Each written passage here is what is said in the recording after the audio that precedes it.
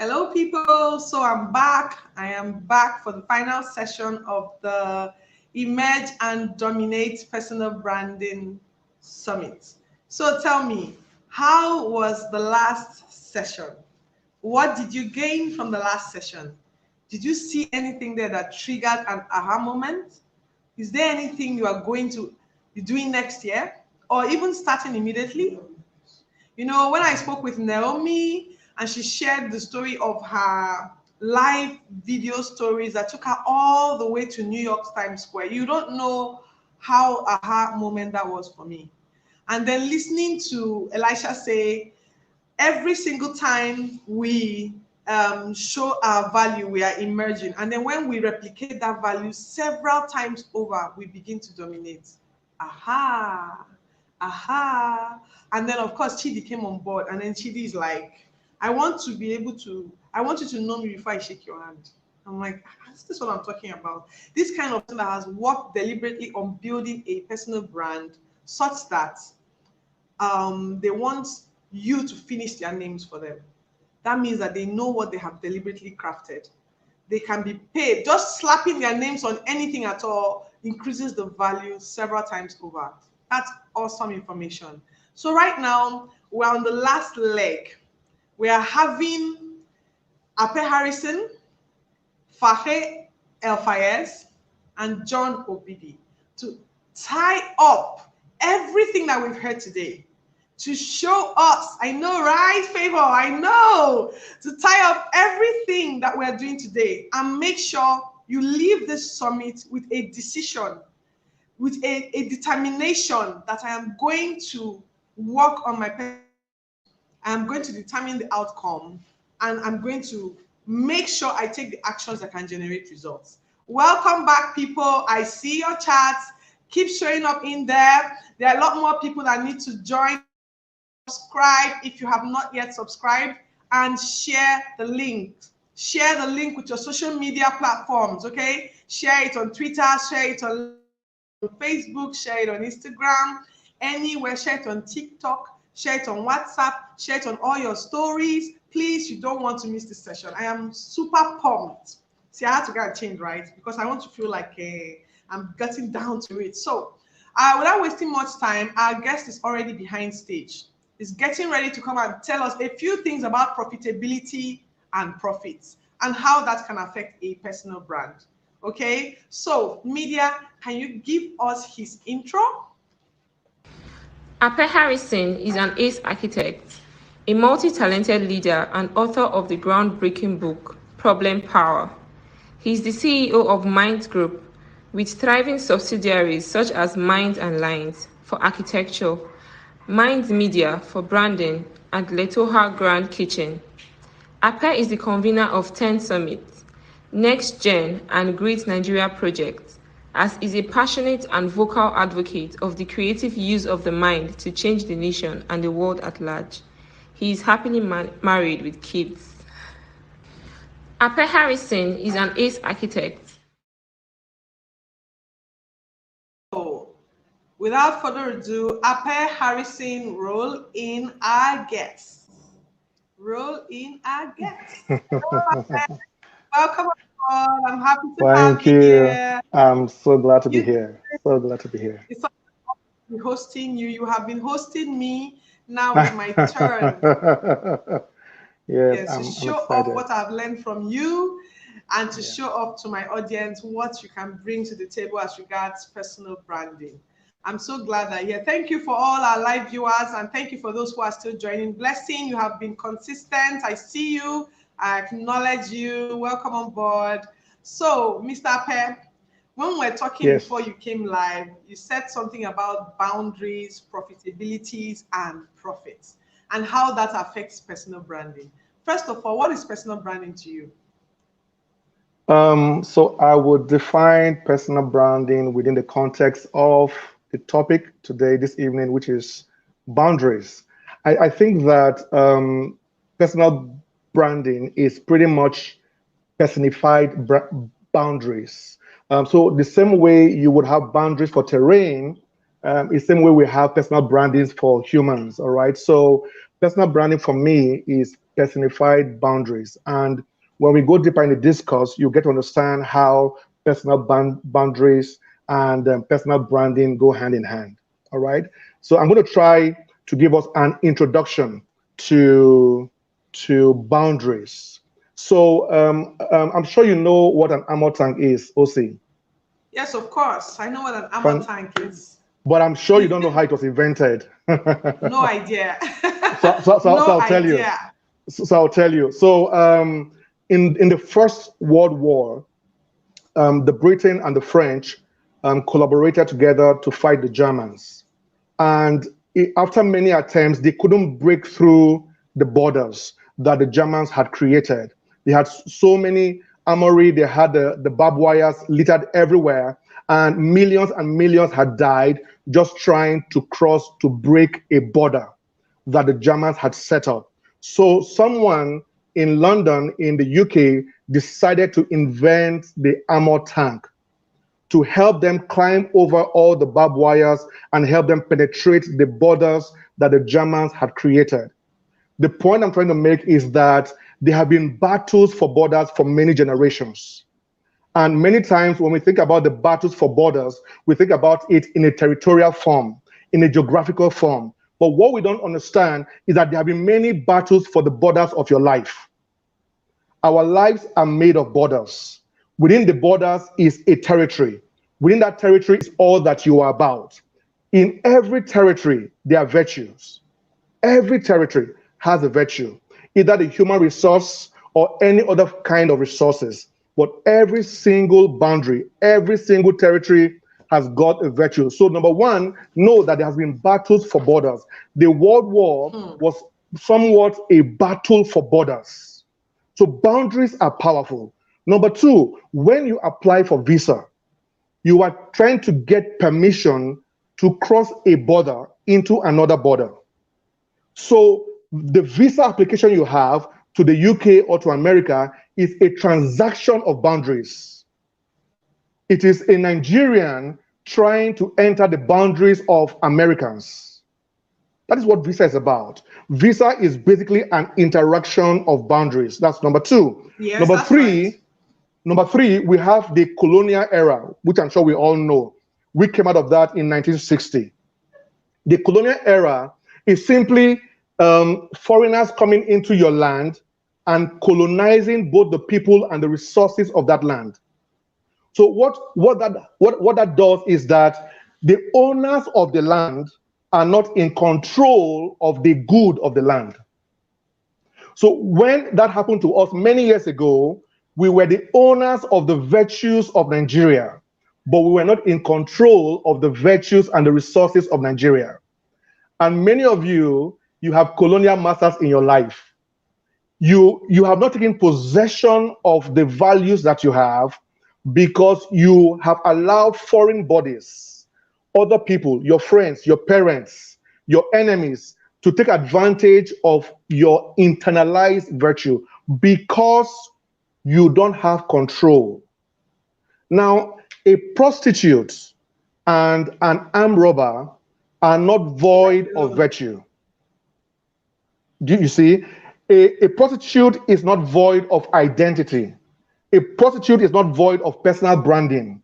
The difference between you and a prostitute or you and an armed robber is that you have identified your personal branding. So everyone has virtue. Everyone has internalized value, but not everyone has identified the values within our boundaries. And that's why I have named this profitable boundaries.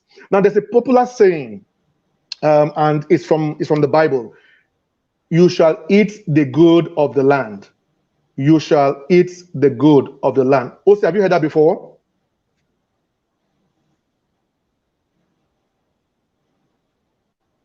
I hope you can hear me.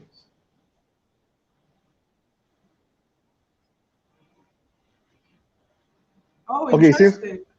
also it's not catching up with me early enough. So anyway, I'll just keep going. So there is Let me take you back again. Sorry, yeah. for a while your network has been fluctuating. So Yes. is it my So you network? said something very valuable. You said everyone has values. Yes.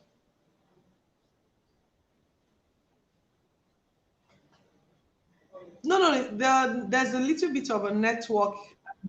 Yes. So the network is okay. So hold on, our audience. Let's. Okay. So are you, Apeh? Can Yep. you indicate that you can hear me now? I can hear you clearly now. Okay, great.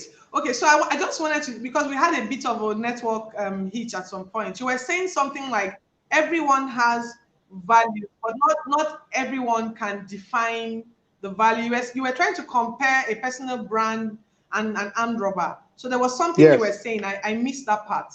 Yeah. So I said that an armed robber and a prostitute do not lack identity and personal value. The difference between us and them is that we are aware of our personal branding, but we all have the value, the internalized value. We all have identity. The identity crisis is not a void, it's not that anyone is void of identity. No one is void of identity, but many of us are ignorant of our personal branding Yes, or yes. personal identity. So the reason why an armed robber will do what he Okay. does, All or the right. reason why a prostitute Fantastic. will do what she does, is because she's ignorant of her personal branding. And I'm coming from the angle where personal branding isn't just something that you make of yourself. Personal branding is your innate value. It is follow come. It is something, see, you came full. Nobody came Software. empty. The Exactly. software. It is your operating system. It is already in there. You just need to activate it. So, Just like need I to said, activate it. yeah, Fantastic. like I said about the colonial masters, the colonial masters were not the owners of the land. They came into the land owned by other people and took control of the resources of the land. So the person in control of the land was different from the owners of the land. The reason why they could come and do that was because the owners of the land did not have full appreciation for the values of the land. So colonial masters came in and took control of the values of the land. Fantastic. Yes, yes. So the Agreed. people that came to colonize Nigerians did not Of belong the to the land, boundaries yes. of Nigeria. They came from other borders, they came from other boundaries and came into our boundary and took control of the resources that we have because we didn't have the control and we were not resourceful, you see, but we're not void of resources. We're not void of resources. We already had the resources before we were colonized.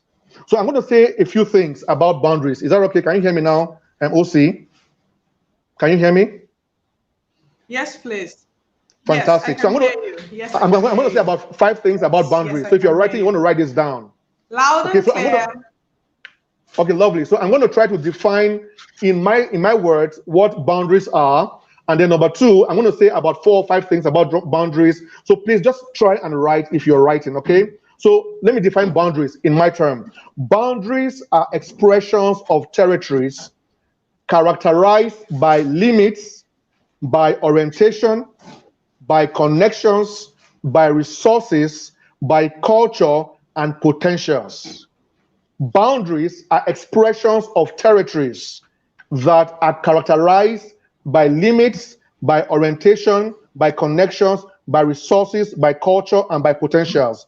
These fabrics form the identity within the borders. So let me explain that. Every boundary has limits. Every boundary has limits. So you have a limit. So whenever Okay. I say boundary, think about personal branding. Boundaries are your personified branding or personified boundaries, your borders, what you are made of. Okay. So every boundary has a limit.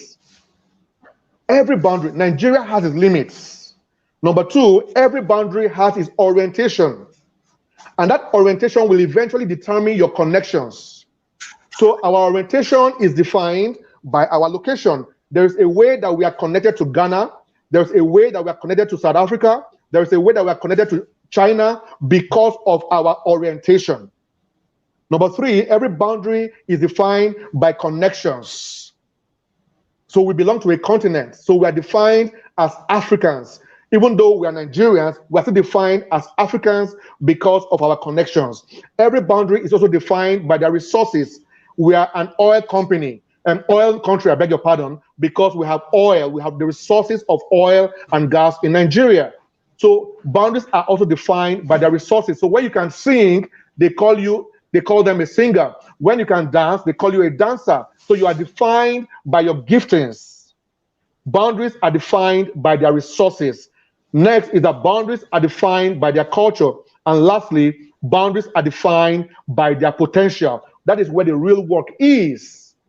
Because potential is untapped resources.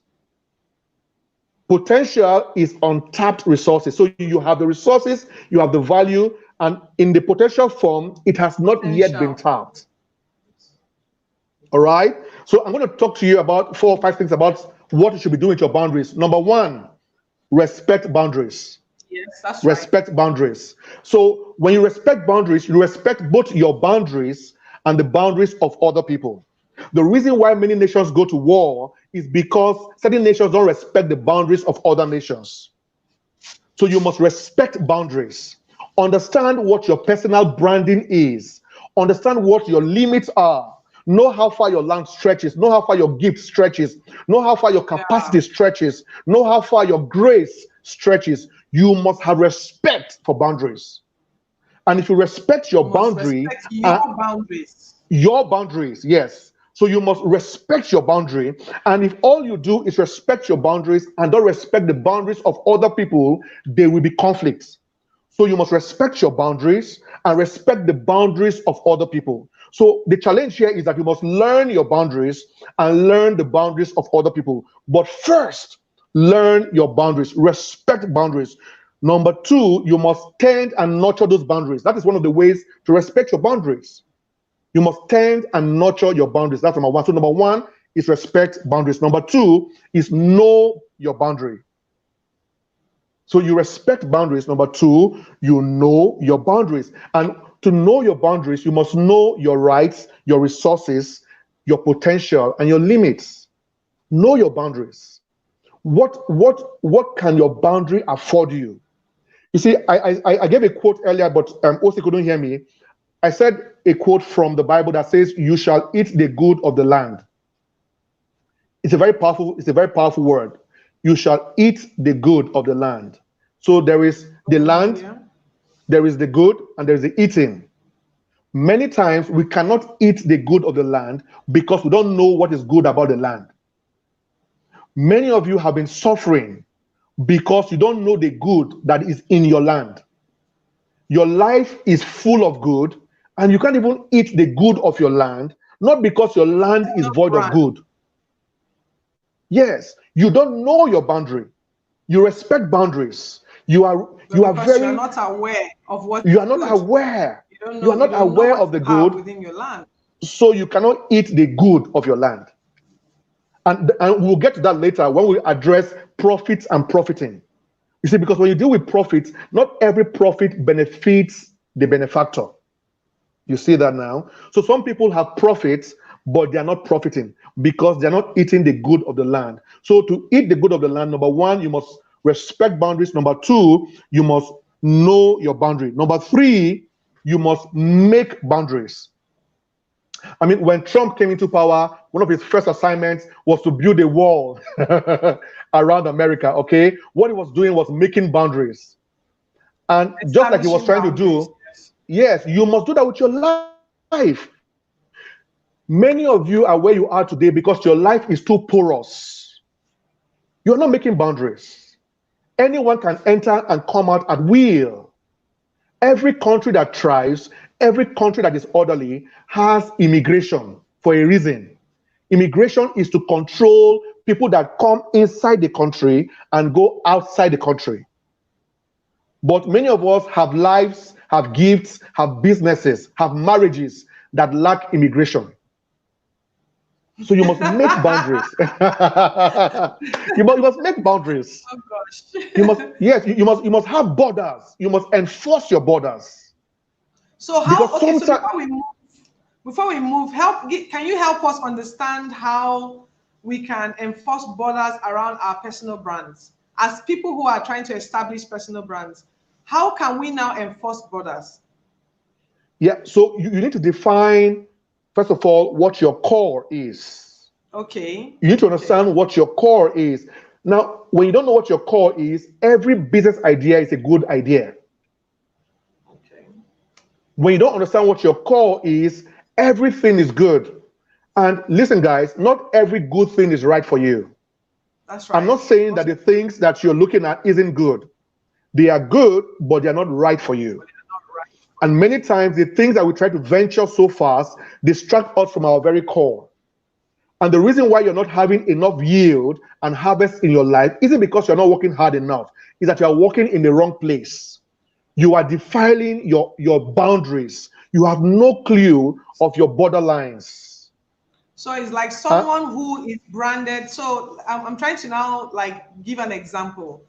Like for instance, it might be someone who has been wired, who has, like you said, in the software he came with it, and he's mhm, wired to make people beautiful. He's yeah. wired for the fashion industry, but he's not aware. He does not appreciate Mm. his innate qualities, his creativity, his gifts, and because of that, they ask him to come and do network marketing. He goes.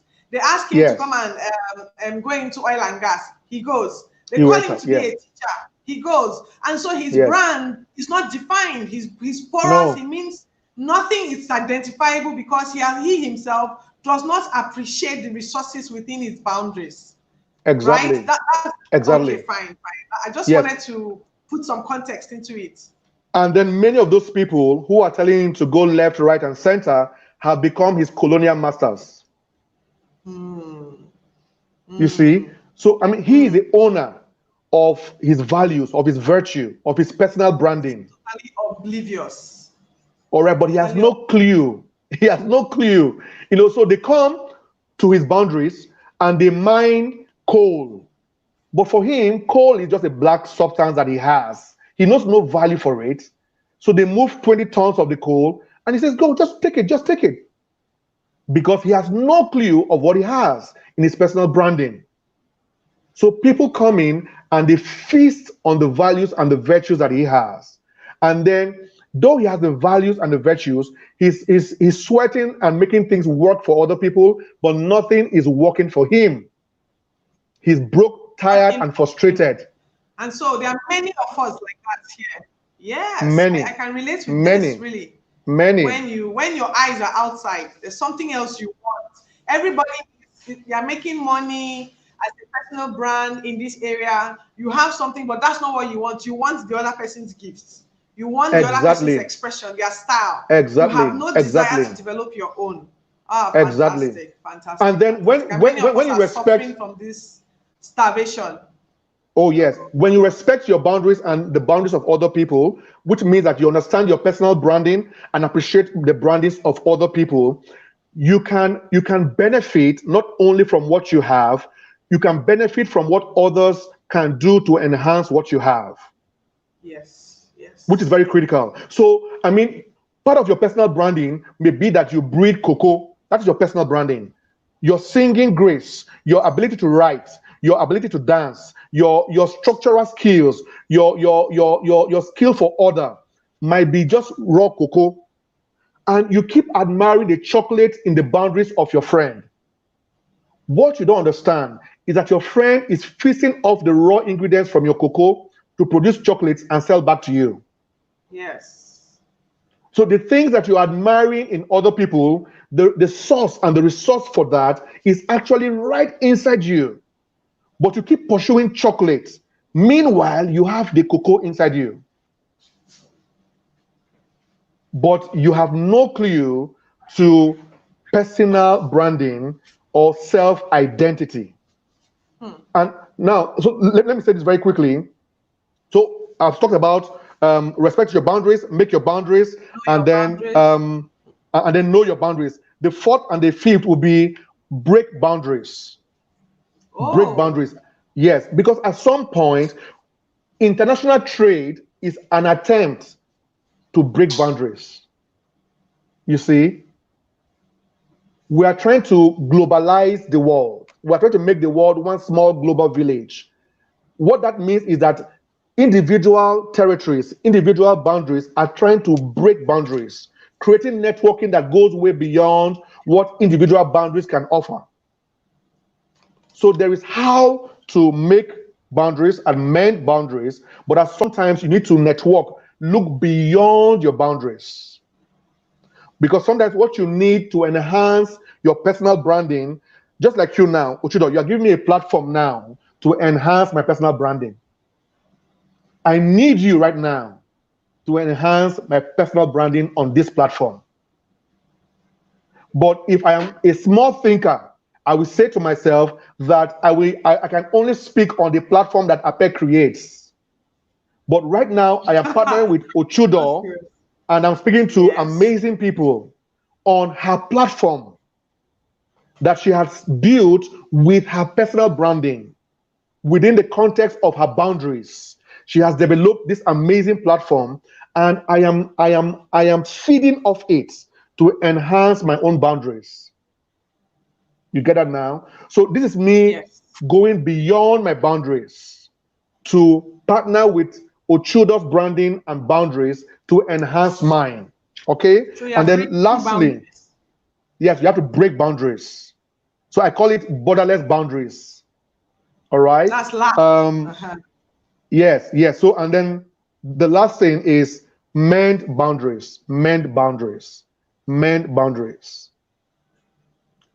And what that simply means is attend to leakages in your life. Because many of you, what you're going through and what you need to address is to address the leakage in your life. You don't need to add anything new to your life. You just need to stop the loss of the virtue that is currently moving out of your life to areas where it isn't productive. That is a leakage. And you can have leakage in your financial resources. You can have leakages in your mental resources. You can have leakages in your emotional resources. Stop loving everybody. It is hurting your personal brand. Yeah. And also stop Yeah. hating Yeah. everybody. Stop hating everybody. It is hurting your personal brand. Stop giving to everybody. It is hurting your personal brand. And stop taking from everybody. And stop It is taking hurting from your personal everybody. It is destroying your personal brand. All right. Yes. So you need to understand this about boundaries. Fantastic. So I'm going to go to identity. All right. We live in a very critical age because there's a strong discussion about identities now. Now we need to identify who is a boy, who is a girl. It's not as simple as it used to be. We have boys now who have become girls. We have girls who are becoming boys. So we can't just say I'm a boy. So identity is becoming a strong factor. We all need to know who we are. And many things that we do quietly and audibly is an attempt to identify who we truly are. So I'm going to give you three things that will help you know who you are. Number one is why you are. How do you know who you are? Number one is why you are. Number two is how you are. Number Yes. three is what you have. So, how do you know who you are? Number one is why you are, your purpose. Why? Number two is how you are, your temperament. Number three is what you have, your giftings. I'm going to say that again. How do you identify who you are? This is one of the things you will use to also define your boundaries and understand your territory. Okay. Number one, know why you are, your purpose. Number two, know how you are, your temperament. Number three, know what you have, your giftings. These are the fabrics that will form your personal branding. These are the ingredients you need to develop the structure of your personal branding. And I'm going to stay on Personal number brand. three, what you have. So this is what I always say. Everyone came with something. We all came full. Nobody came empty. Nobody came half full. We all came full. We're not trying to become fuller. We are just trying to refine what we came with. Like gold, we are trying to refine. You don't need to add anything to gold to make gold purer. As a matter of fact, you need to take away from gold to make gold purer. A gold becomes purer when you take away the dross and the impurities from gold. You can't add anything to gold to make gold purer. And that's how you are. Everything that we do, when we learn, when we listen to Ochudo, we are trying to be refined. We are trying to enhance what we already have. You see? And many of you don't respect what you have.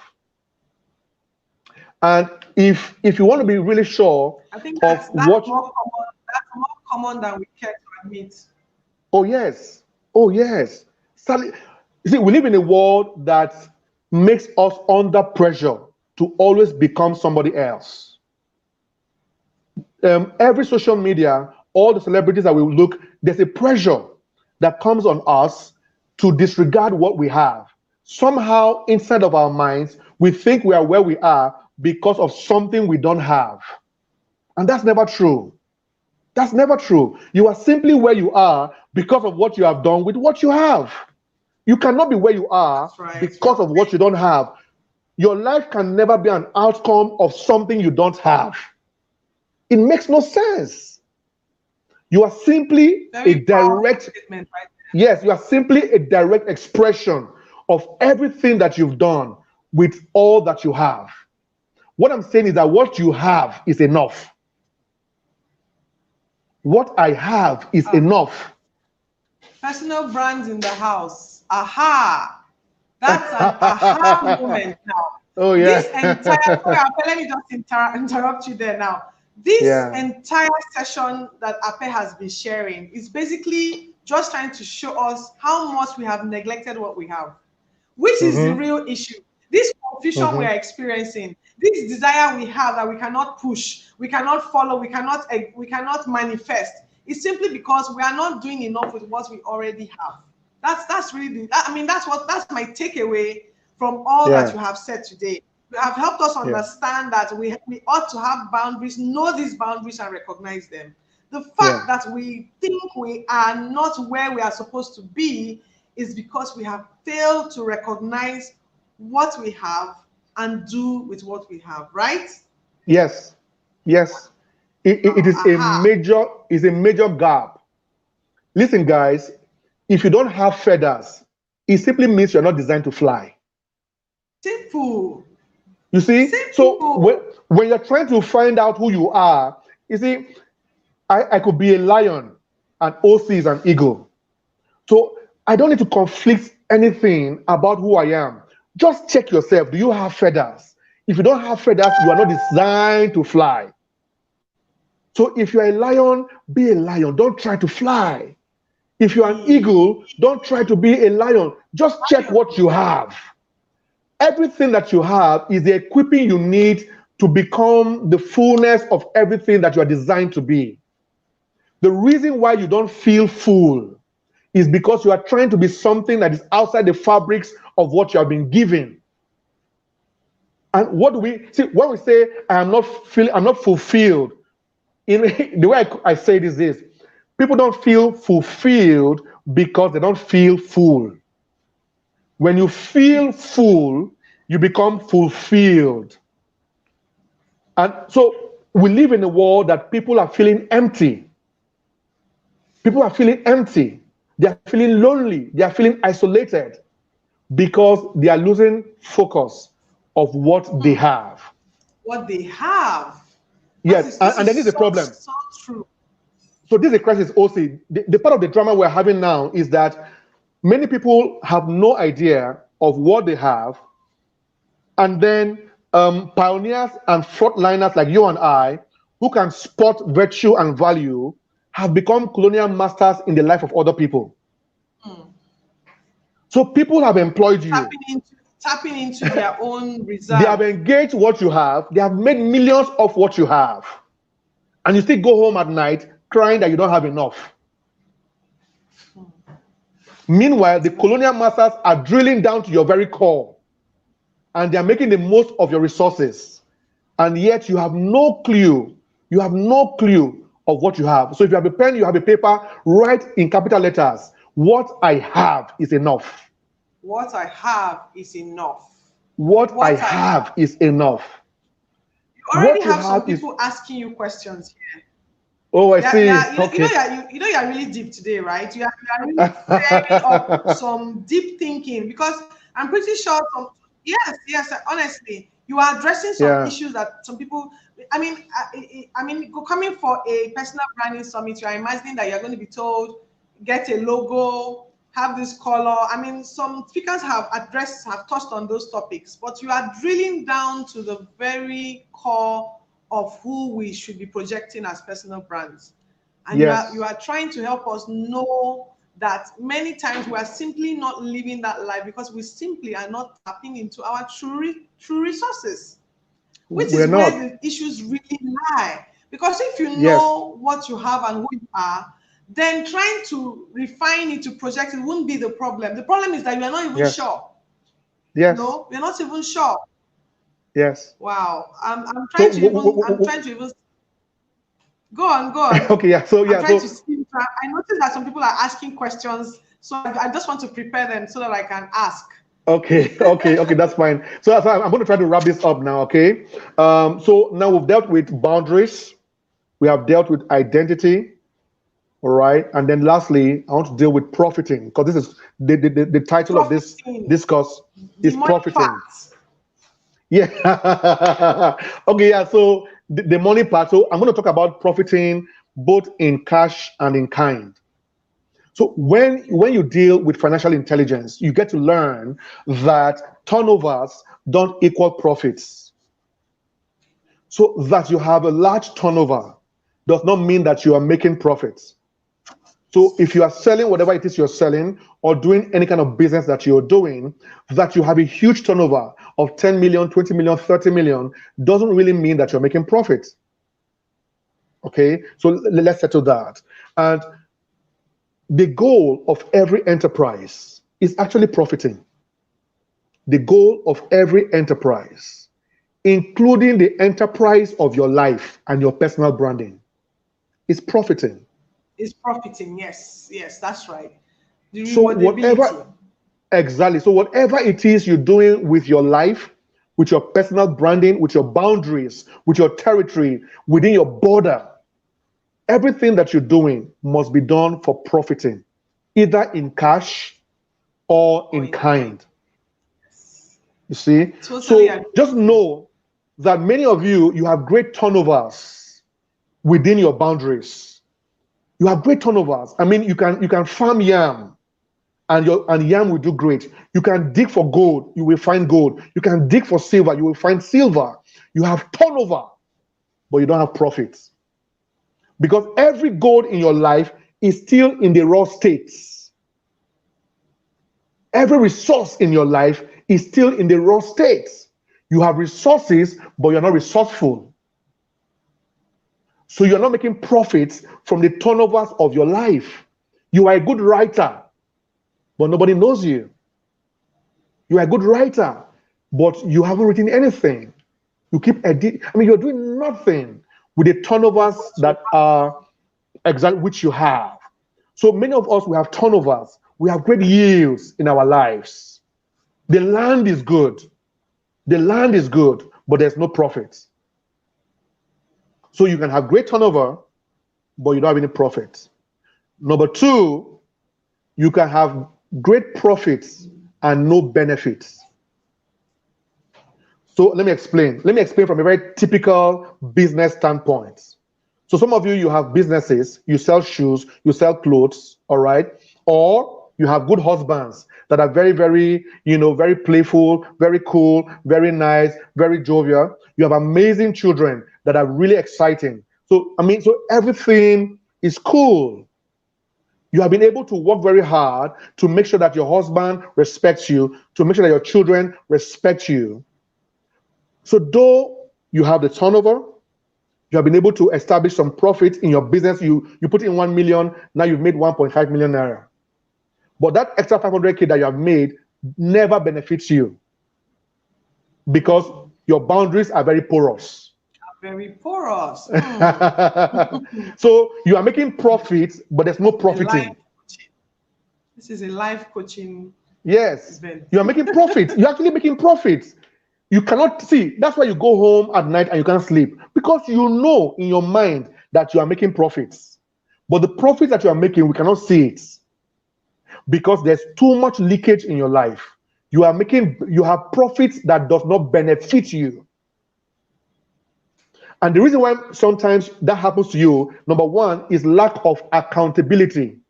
You have no clue what is coming in and going out of your life. That is why you need to set up immigration system in your life. Just like Nigeria and America, every one of us need to have an immigration system. So we need to know, even in your finances, if I ask you how much came in last month, do you know? How much went out last month, do you know? You have no clue. You have no clue. You keep complaining that what the money that is coming in is not enough, no profit. There is profit, but it's not profiting you. Money has come in. You have no idea what came in. You have no idea what went out. The same thing with your children. You have no idea the progress they have made, even though they are making progress. You have no clue. You have no account of the progress they have made. Same thing with your spouse. You have no clue of how well your husband or your wife has grown. You are making profits, and yet you are beating yourself up because those profits are not profiting you. And one of the reasons for that is the lack of accountability. The lack of accountability. And number two, many of you lack structure. You lack structure. So you need to create a structure that helps you channel your resources, not just your raw resources, even your refined resources. We are all wired to solve problems, but nobody's wired to solve every problem. So it's important to know what problems you are wired to solve. It's also important to know who you are wired to solve the problems with. And then you need to know who you are wired to solve the problems for. So you need to learn your boundaries. You need to define who you are to really develop a personal brand. It's important. See, when you respect boundaries also, you get to learn that you can learn from other people's boundaries. You can improve your boundaries by the things you learn from other people's boundaries. But it does not mean that you should try to replicate other people's boundaries. Because remember that I said that boundaries are also defined by orientations. So if you go to Russia and you see that everybody is wearing this very big jacket in Moscow, and you come to Nigeria and say you must start wearing big jackets in Sokoto, you will just die. Because there's an orientation to every boundary. There are certain things that are typical to your boundary because of the orientation of your boundary. Your strength may be my weakness, and your weakness may be my strength. The fact that you don't talk too much may be your strength. But if I don't talk too much, it may be a problem for me. You see? So don't hate me because I'm talking too much. And I won't disrespect you because you are quiet. Because we have different boundaries. So we must respect our boundaries. We must know our boundaries. We must mend our boundaries. We must break our boundaries. We must understand our identities, and then we must have profitings from our profits. Thank you. Yes. I am done. You've left us very deep thinking. Like I promise you, I've not heard personal branding broken down like this before. You know, and I know you're right. Yeah, I know you're right. I know that. I mean, I can imagine when I was starting out my journey, I think that I suffered heavily from this porosity. You know, loving everybody, giving everybody, collecting from everybody, and not balance. And someone is asking a question, you know, to that. The person said, "What do you mean by you cannot love everybody?" You know. So we have just a few more minutes. We have about 2 minutes to round up. So I really, but I think that is something that, because some people may not understand the context. Somebody is shouting here that wisdom will not kill you. So when you say you can't love everybody, you can't, we understand you can't hate everybody, but how does that hurt your personal brand? So I'm not talking about agape love, right? That love that you love the unlovable. That's what I'm saying. I'm saying that you cannot be passionate about every single person. You cannot give of yourself to every single person. Degree, right? To the same degree. Yes, to the same degree. All right. So as much as I want to help people in Afghanistan, I can't do that right now. My dad used to really try to get me to focus. So that's what I mean. Yes, using energy that you should be using for something here that would have impact.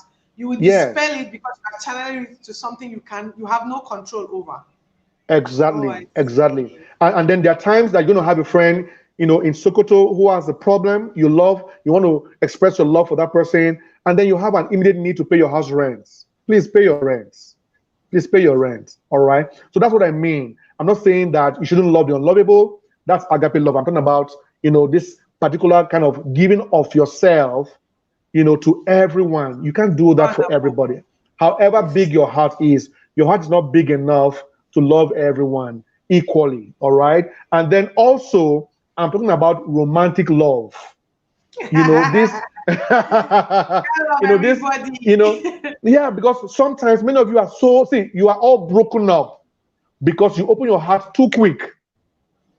So in one of the teachings that we had in 10th class, I talked about the tent builders and then the house builders. I said that in that lecture that some people some things are meant to be tents, temporary structures. So many of you are building houses when you should be building tents. You meet a guy and then suddenly you give him your mother's phone number. Just calm down. Calm down.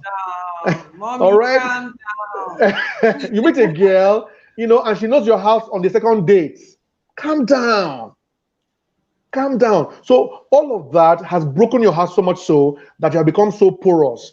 And when when one area of your life is porous, it can impact on other areas of your life. So when your love life is broken, it can affect your work life, your ministry life, and your financial life. So be careful. Yes. Apeh, you really, I hope that everyone here will come back and watch this again.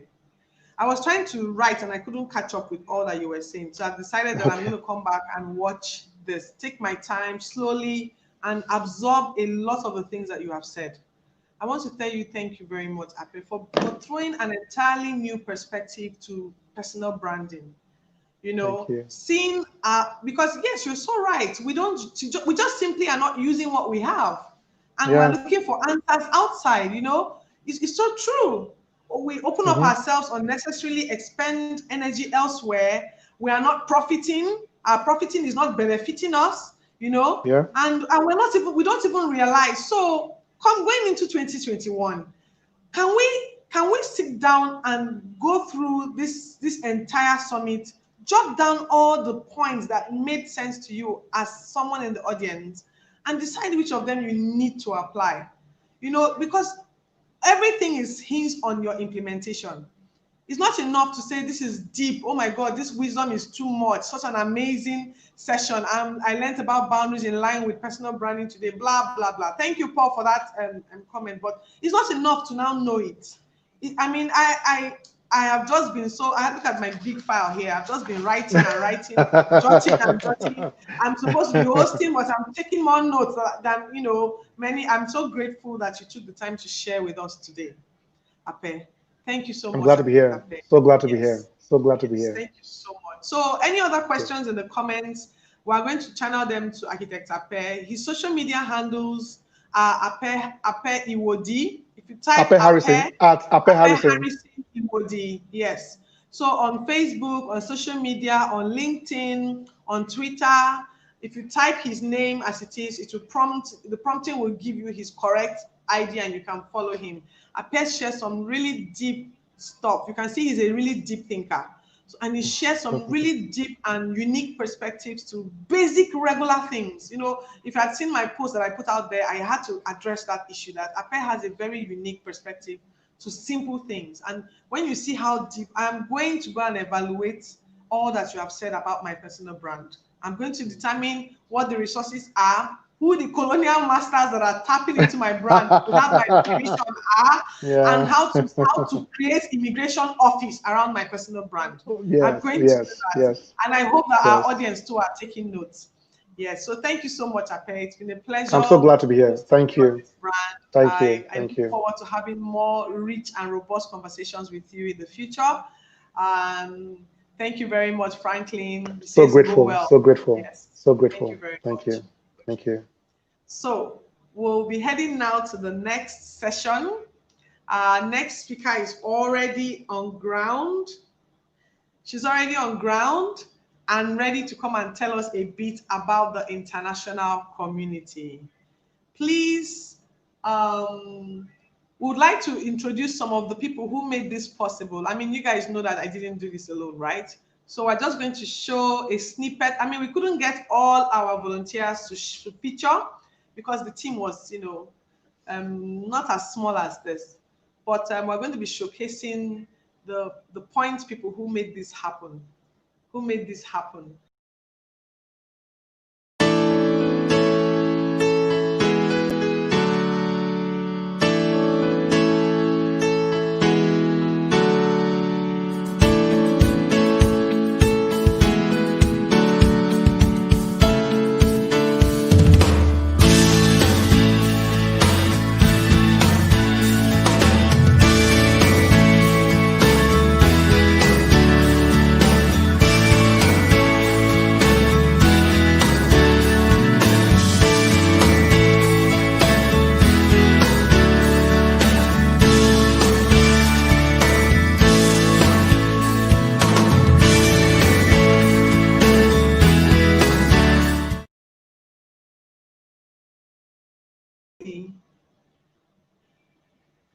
Okay, so you've seen some of the people that work with me to make this possible. We also like to quickly acknowledge our sponsors, some people who were able to make this possible by partnering with us, either in kind or in any other form, in helping us with our resources to get this going. So we also like to acknowledge our sponsors and say a big thank you to them as we showcase them on the screen as well. Okay, so can we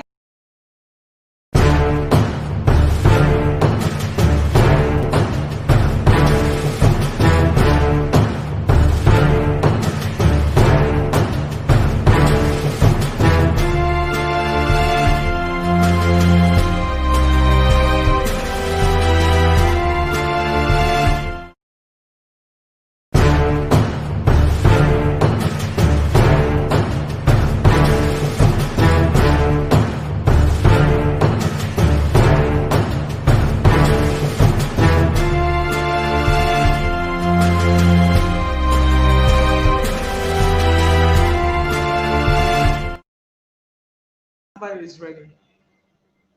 Okay, so you've seen some people who made this possible. We're going to be acknowledging them openly all over social media, and be sure to help us tell them thank you when you see them for making this possible. So right now we have our next speaker, Ms. Fajar El-Fayes. She's the one behind me on the screen right now. She's coming on board to tell us what it takes to be noticed by the multinational community, the international community. So before I bring Fajar on board, please, we'll just have her a brief bio about Fajar. Fajar El-Fayes is currently the communication specialist at the World Bank's Identification for Development / Government to Person initiative. Ms. El-Fayes leads the initiative's communications efforts for both traditional and digital media. Prior to her role at the World Bank, she worked for the Jordanian Embassy in Washington, D.C. as a public relations and branding specialist, positioning the embassy and the ambassador on social media platforms. Ms. El-Fayes is the founder of Take Pride in Your Work, a consulting group that focuses on personal branding to advance career development. She works one-on-one with clients to develop their brand. She also uses social media to create career advice and tips on utilizing online presence for career growth. Ms. FIS holds a master's in public relations and corporate communications and bachelor's in government and international affairs, both in Georgetown University. Fajar El-Fayes is currently the communications specialist.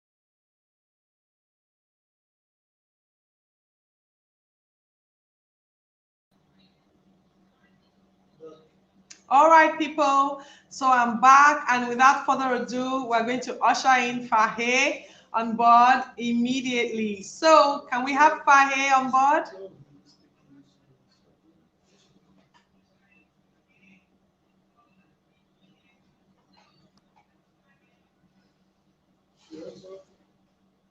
Oh my gosh, finally, Hi. I get to see your face. How are So we've been you? talking and we've all Thanks got for to see. having me.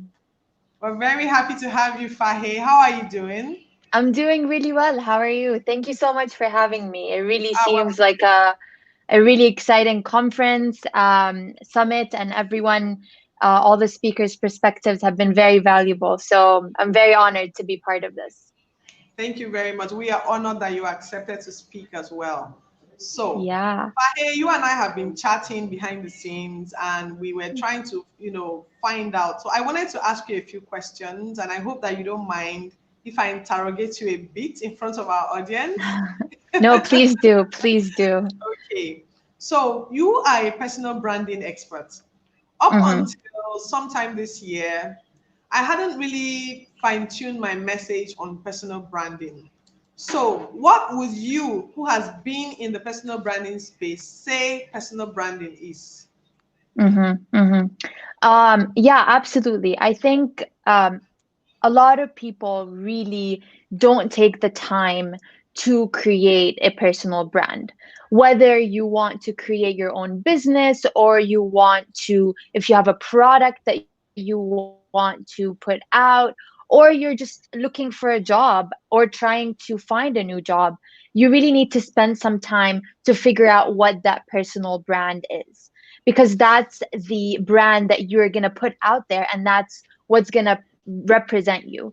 I would say, and I think, and I love here how interactive this platform is. Everyone is chiming in. So hello to everyone from all Hello. around the world. I want to really advise people and give them tips on things that I have done in the past. So Wow. to just make this more organized, I'm want people to take a piece of paper and really write down those 4 questions.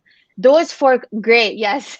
Those 4 questions are going to help you define that personal brand. If you don't know what you want to do, you don't know what industry you want to be in, what sort of skills you want to portray, these questions are really going to help you.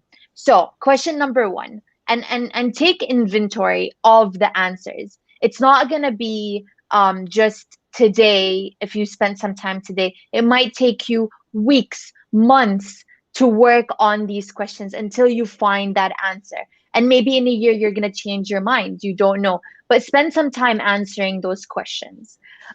So, question number 1, what groups or types of people do you enjoy spending time with? So, these could be fitness professionals, these could be artists, these could be wellness gurus, they could be tech people in who are software developers. So who do you spend most of your time with? That's question number 1. Question number 2, what intersections of your interest would be the most fun or interesting to explore? So think about, write down your interests, okay? And see where do they cross. So let's say, I'm really interested in and I'm doing this because I did this exercise myself. So I'm really interested in branding, PR, communications. These are skill sets. I went to school for that. So I take that.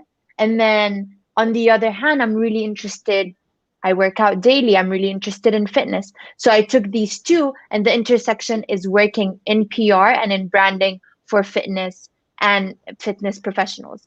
Another Wow. example is my skill set. I went to school for PR and communications.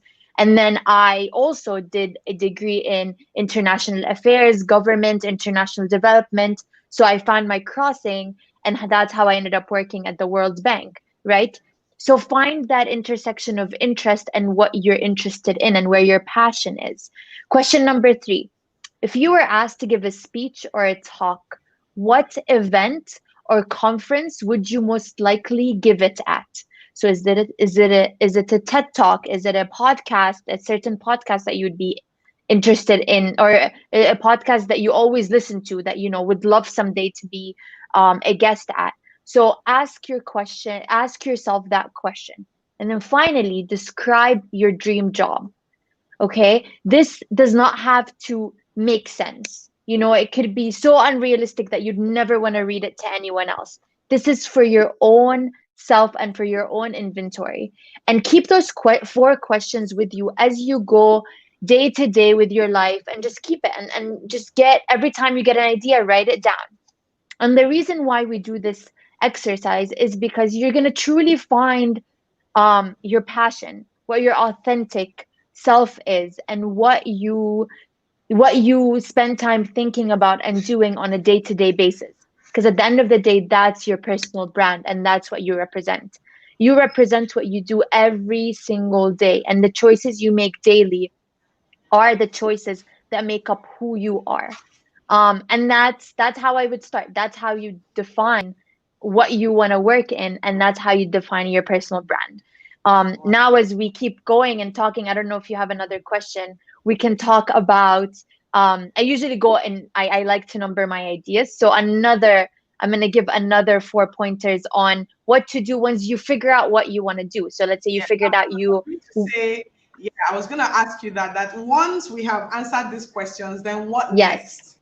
Yes, what What is next? next? So the questions have been answered. You figured out you're really interested in software development in the in environment. So these intersection environment and then software development. So you want to develop an app or any sorts of software development skills that you have, and then you're really interested in environment sector. So you figured that out. So so I'm going to talk about 4 ways to define your personal brand by defining your voice. So it's really critical to define that voice. 1, have a focus. 2, be genuine. 3, tell a story. And 4, be consistent. Okay? So these are the 4 sort of umbrellas that you need to take that interest and put it into these 4 buckets. Okay?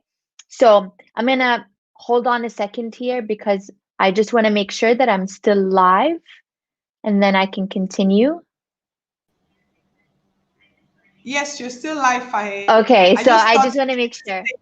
Yeah, I just thought to give you the stage so that you could No, get great, no worries. everyone's attention. Yeah. So you may Perfect. not hear No, me, but I'm calling you, and I'll come back right once I'm I done just didn't want to breaking. be talk. It's what's tricky about technology is sometimes you're talking to yourself and you have no idea if I you know. know. I should No worries. have. So Okay. going back to the 4 main buckets that you're going to be focusing on as you develop that personal brand. So, as I said, number 1 is have The a one focus. have a People focus. do a great mistake, and we heard from the previous speakers, like not creating boundaries, not defining and really setting those grounds and rules around who you are and what you represent. I think a big mistake that brands do is everything to everyone. They want to put out whatever content they have so that they can fit everyone and please everyone out there. That is wrong. Find your niche. You want to be successful, you want to be as specific as possible, even if it's a small group of people. It doesn't matter. The influence and the impact you're going to have is going to be so much greater and so much more valuable if you focus on that small group of people. So find your niche, pick a message and stick to it. So when you have that focus, it's going to be so much easier for you to create content around it and it's going to be so much easier for people to define you.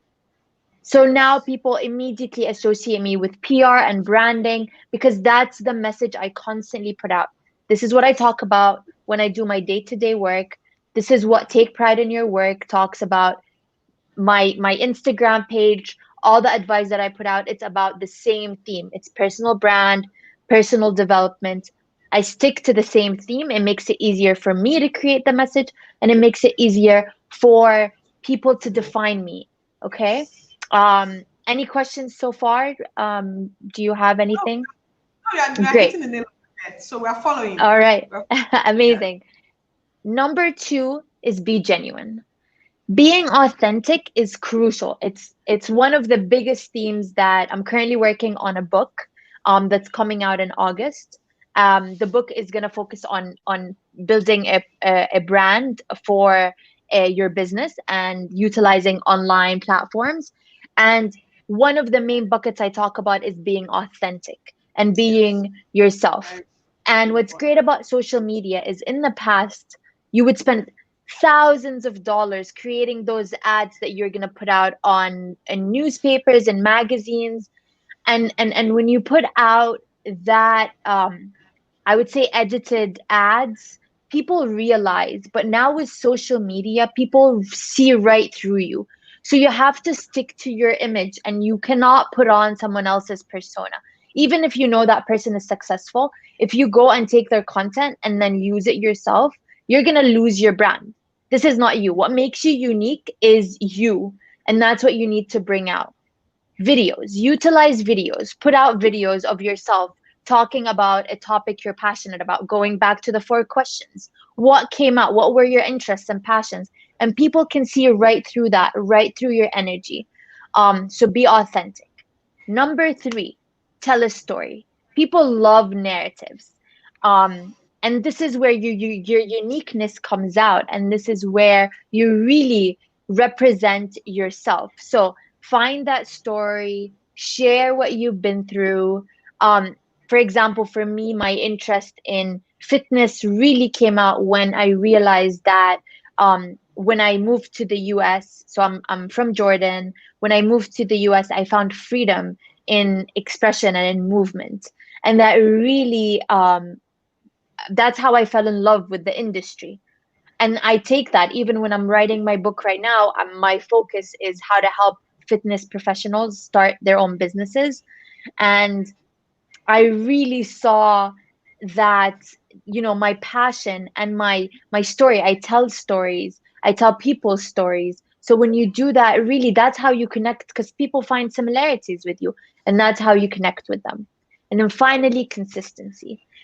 If you're constantly just putting out random content from different areas and different things, just going back to not being focused and just to please everyone, and you just want to put out content, it's more about the quantity than the quality, then that's when you lose people. You need to stay consistent to that message, to stick to it, to be Quantity, focused. quality over And then, quantity. yeah, and then consistency with it is being going daily, day to day. Think about what you do daily and stay consistent to that message.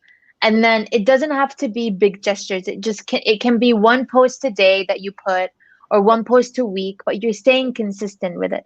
And then with time, people associate you with that brand, right? Because you're constantly talking about it. It's part of your day-to-day life.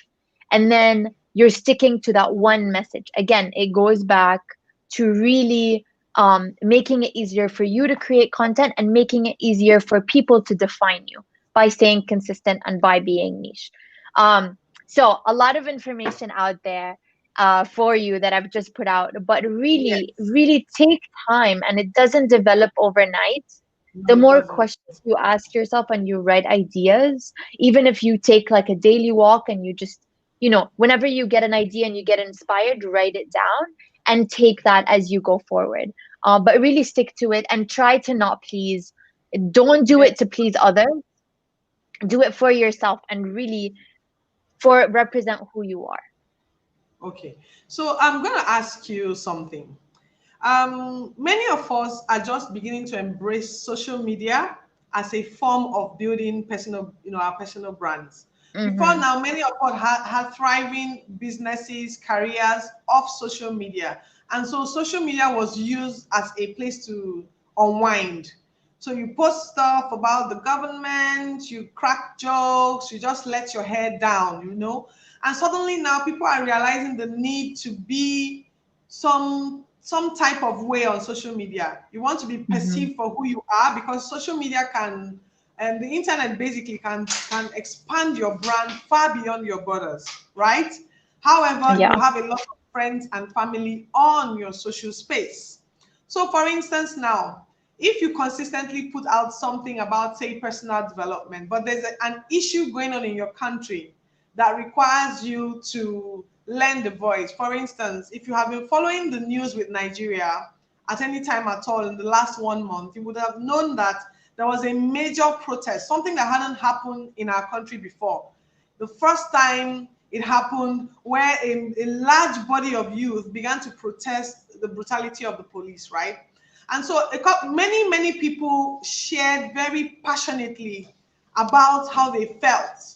Hashtags were flying everywhere. People were strongly speaking their minds. And then there were some people who maybe commented once or twice, but they didn't show up as strongly because, like you advise, you want to come up consistently and be known for something. That they want to stay focused on the brand.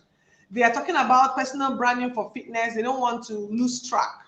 And so they come under a lot of fire. How do you advise us to balance being focused and being human? Being focused and being human, so that we don't come across as putting out our own interests regardless of what is going on in society. As once you start building a powerful brand, people take everything you say seriously, including areas that don't concern you. They want to know, what are your views about the president? What do you think about Trump? Do you think he ought to be president? Even if you're not interested in politics, but what you say can affect your brand. So how do we strike a balance so that we are out there, visible for what we want to be known for, but still able to carry others along? Yeah, so that's a question I wanted you to break down for us. Yeah. No, this is a really good question actually, and it's a whole, like, if you work with organizations dedicate a whole team to Hmm. do risk management and This risk one. management for your brand. It's really huge because you really can make or break your brand with one tweet, right? And I think Yes. that's realizing that your voice matters, and everything that you put out there is gonna stick. And this is a good message. I mean, there are a lot of areas that I want to delve into to answer your questions, but I think this is a message especially for people, younger people who are now coming out with videos on TikTok or social media, and they That's right. don't realize the impact. I would say Yes. back in the day, you really can't. There's no easy way to find traces of your opinions. But as you know, we've all been there where our opinions changed, whether political, religious, our values changed. I mean, the values I carry right now are very different from the values I carried 10 years ago.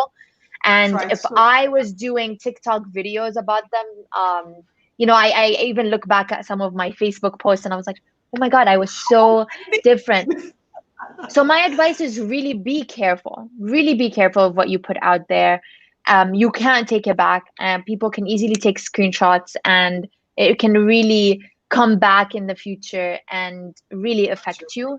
So you need to be protected. However, staying silent is also a message, especially if you are an influencer, and you have a following. People care of, and that's why influencers with big followings have a huge impact, and we want to make change in the world. If in the back in the day, celebrities where people, it's with the media considered celebrities, right? But now everyone can be a celebrity because everyone can start their brand on social media and really start that following. So if you do have that power, and you really just remember that children are following, like now they have access to all these social media platforms. Everyone's watching you, and they're really seeing what you're putting out there, whether it's content that you put out there about your political, religious views, or the way you dress, or the topics you bring out, the lifestyle, or even that image that you put out. If you showcase you have a perfect family, and everyone else is watching, right? I mean, it's really affecting everyone that's looking at you. But I would really, my advice, sometimes, while silence is a message on its own, sometimes silence is the route to take. Because especially if it's a topic that you don't want to just comment for the sake of commenting, and you don't want to comment just so that people won't say, oh, like, this person had said nothing, and just for you to follow a trend, right?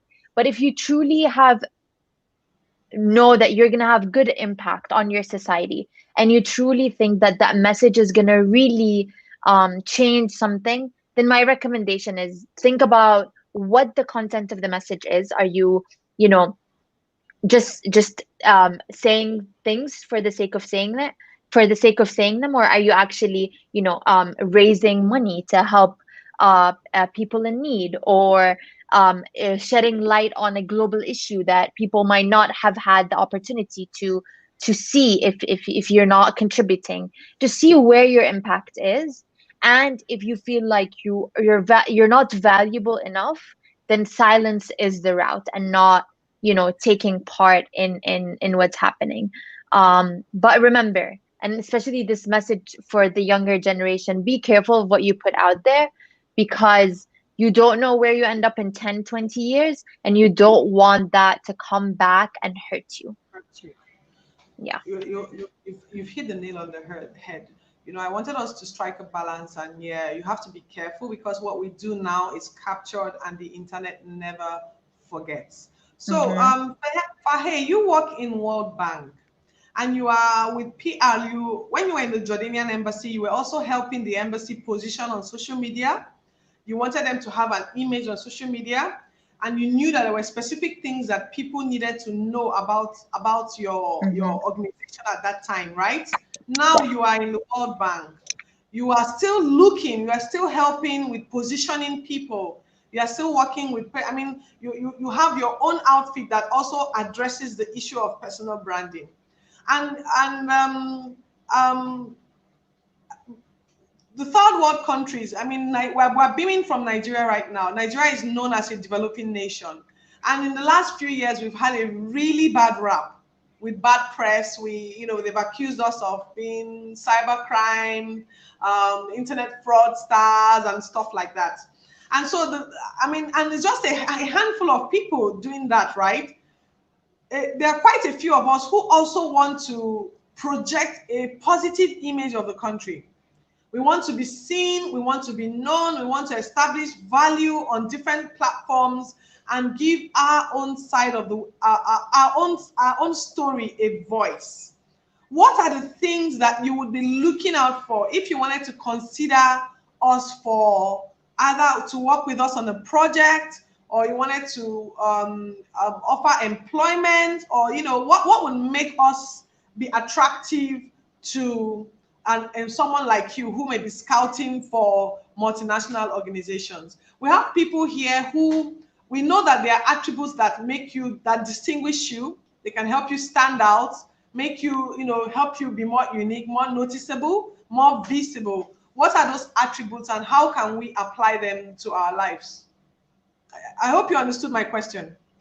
I might have. I think I did. Yeah, I said too Correct me much. if I'm wrong. No, no, not at all. It's really great. Correct me if I'm wrong, and really redirect me if I'm going off topic. But I I think my advice as an individual um that I've worked on my personal brand and my professional brand, right? Because personal brand, when we're talking about it, it's to advance in your day-to-day life with your friends and family, but also very, very much involved in your professional brand. Um, I think looking at social media and what you can utilize for your own advantage is really important. If you're trying to enter international development sector or to develop professionally, utilize LinkedIn. If you want to be an influencer and you want to have a product and a brand, and you want to your target audience, to define your target audience, to take a step back, define your target audience. Who are you trying to reach? If you're trying to reach people that you can reach via Instagram, then use Instagram. My recommendation is, right now you can control, and please, I highlight this very much, control your narrative. You control it. Okay, no one else can. You're not waiting for your company to, or that paper on your CV or resume to define who you are. You right now can control the narrative and what people see coming out of you. So if you are really like, once you figure out what your skill set is and what you want to showcase, then you can use platforms like LinkedIn to showcase that. And I've seen that with jobs that I've had where really the job itself did not include certain skills that I have, and then I would just, you know, for example, I was doing videos on my own on the side on Take Pride Your Work, and then one of my coworkers saw that, so saw my videos, and they're like, oh, we didn't know you like to be on camera, right? And I was like, yeah, I mean, my day-to-day job does not involve me to be on camera. And then my coworker was like, well, you should be. We have projects where we need people on camera, so maybe you should be. And then they started putting me on camera for some of the videos for work. Had I not been doing this on the side and promoting my skills on the side and waiting for the opportunity to come at work to showcase such skills, I probably would have waited a long time and not have been able to do such work, right? But because I was doing it on the side, showcasing my skill sets on the side through social media networks like LinkedIn, Instagram, then I was able to showcase what I can do. And waiting, and then others were seeing it, and then were approaching me to utilize and to use those skills. Um, so I think my recommendation is using social networks like LinkedIn to connect with people, to really showcase any research you've done, put it out there, anything new. Like sometimes I think about if someone approaches me and they're like, oh, we're looking for someone who is um, a great writer, right? And then I remember that, oh, on my LinkedIn, I see this girl that I know who's constantly writing really good stories and blogs, and she's posting it, right? So I try to remember, so I'm like, oh, I'm gonna bring her in, because while I probably wouldn't have had the opportunity to know this had she not been posting about it, Yes, right? of course. I'm not sure I answered your question there, but Yeah, I you think did actually. I think one of the things you pointed out was that regardless of whether or not your skill is needed where you currently are, find a yeah, way to give it expression. Find a way to yeah, show other things that you can do. Okay, so you mm-hmm, spoke as an individual. Now I want you to speak as an organization. If you were yeah, going to hire, someone, what would be the things you would be looking out for in terms of not just their skills, but their in their attitudes, in their soft skills? Because I think mm, that more than it's not enough to just say, oh, I'm smart, I'm a PR, I've trained, I'm an architect, I can do this greatly. I may be difficult to work with, or I may be stubborn, or I may not take correction well. What are the attributes that we need to have as part of our personal brands? What are the character traits that we need to develop? Like if you're talking of, say, the development sector, the international development sector, there are probably specific things that can make us stand out.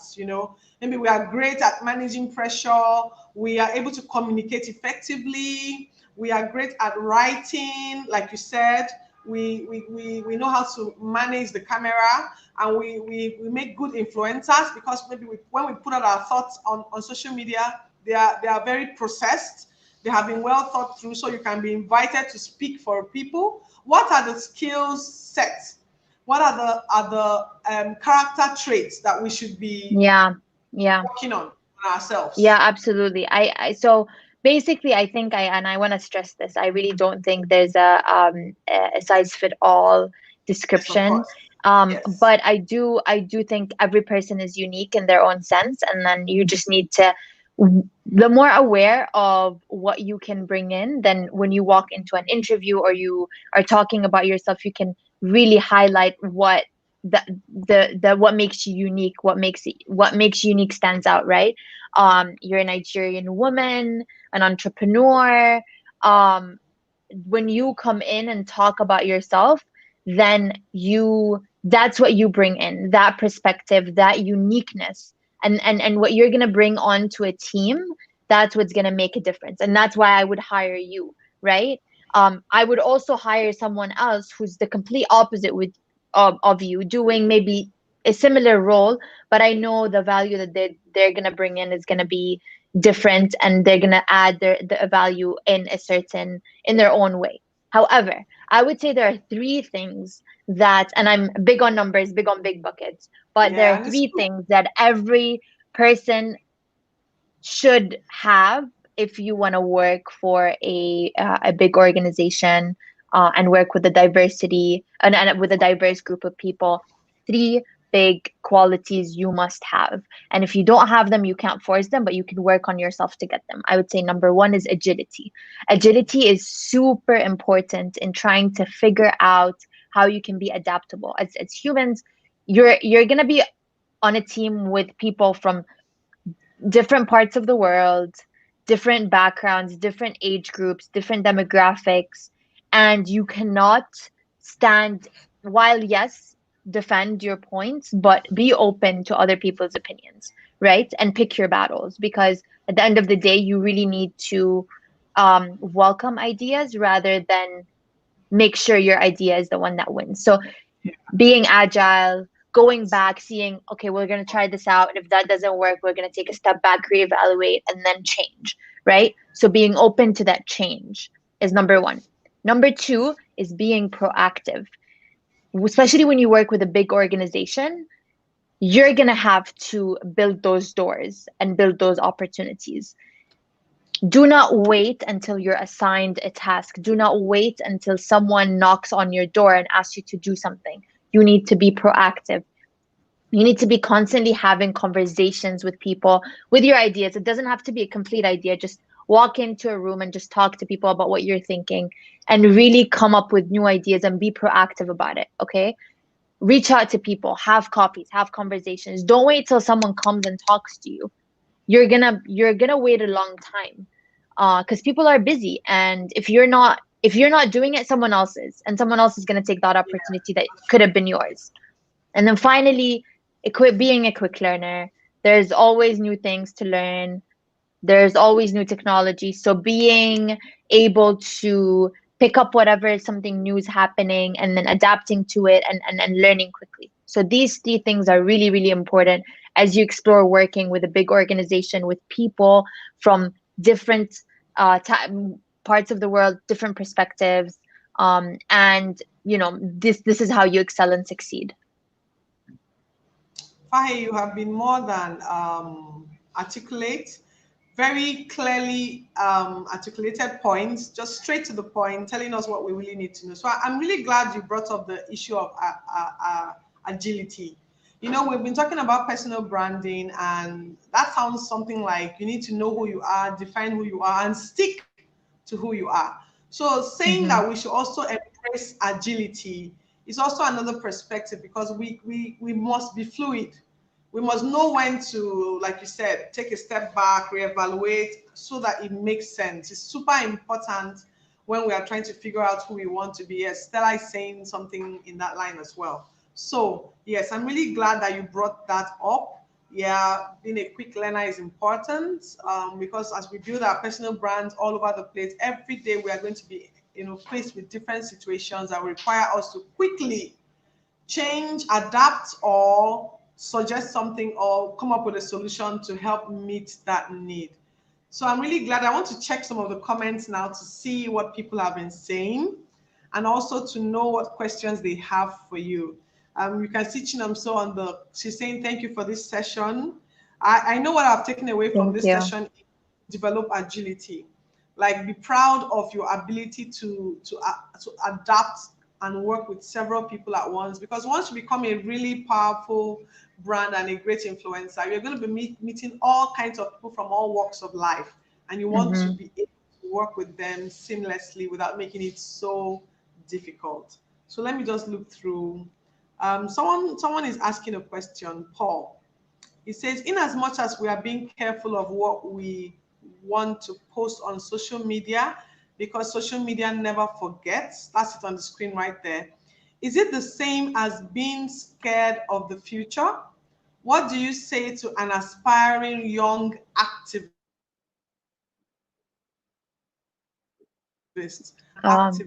Mm-hmm. Mm-hmm. Wow. Someone who is planning to probably in future embrace activism. How do you encourage him to strike that balance? Yeah. I think I would really reiterate just keeping that balance in terms of really being careful with the content you put out there, right? And with every word you use, and really realizing, like, yes, standing your ground, yes. um but I mean, an activist is someone that's very opinionated and very, and then we need those people, right? I mean, About what they are yeah, very opinionated. passionate. They're the change makers, right? And we need them. And I really support, if you are knowledgeable about a topic, you are the people we need to hear from, right? And then I go back to the thing with being authentic. If you're doing it just to do it and just to say something and put it out there, people are going to see right through it. But if you are truly genuine, and you're speaking from your heart, from your beliefs, then I see no problem in it, because you're really expressing something you're really passionate about, um and it's gonna come off your energy, your passion. So I really don't see a problem in it. I think what I was referring to earlier is just being careful with putting content for the sake of putting content, just because everyone else is sharing their opinions, then you feel like you have to do it. You do not have to do it. But if you are an activist and this is something that you're crazy about, then you are the person we want to hear from, because you're the one that's going to make a difference in this world. So I definitely encourage that, but definitely do research when you put out facts. I would say, I remember during a couple of months ago, over the summer in the United States, there was the Black Lives Matter movement. I had Yes, a lot of, we followed it here. yeah, yeah, some of my friends were posting.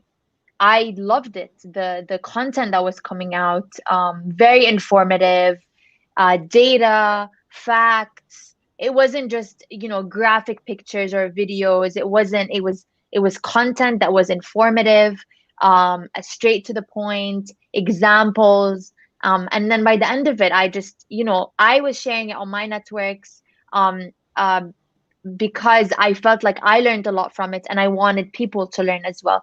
So just seeing that, I think, is important. I would say, um, be articulate with your content, and really choose something that based on facts and data, and instead of just, emotional opinions, which Yes. I don't agree with. Yeah, I think that's a great way to end this session. Even though we encourage you to be authentic, you put your thoughts out there, strong opinions, whatever you are, try to make your post logical. Don't always Yeah. subscribe to emotional posts, because they are subjective, and many times you are blinded by your emotions. You don't see how it comes across. So I think that's a great, great, great point that you have made right there. Hmm. Fahe, we are more than grateful for the time you Thank spent with you. us. I hope you've enjoyed this session as much as I we really have. have. I really have. Thank you so much. And we look for, so if you want to follow Fahe on social media, her social media handles go by her name on LinkedIn, Facebook. I think on Instagram, she's known as Take Pride in Your Work. But I'm sure if you put her name there, the handle will come out and you can follow Yes. her as well. Yes, so Fahe Al Faye, thank you so much for spending time with us. Faye actually Thank you. coaches people on PR one-on-one. If you feel like you want to work with her, I'm sure you can just tell her you saw her on the Emerge and Dominate Summit. You are enamored with her and you want her to work with you. She'll be willing to pay attention.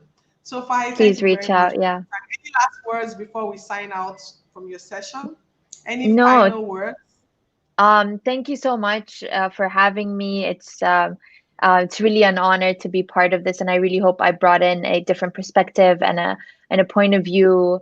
And thanks everyone who tuned in. They've been a great audience.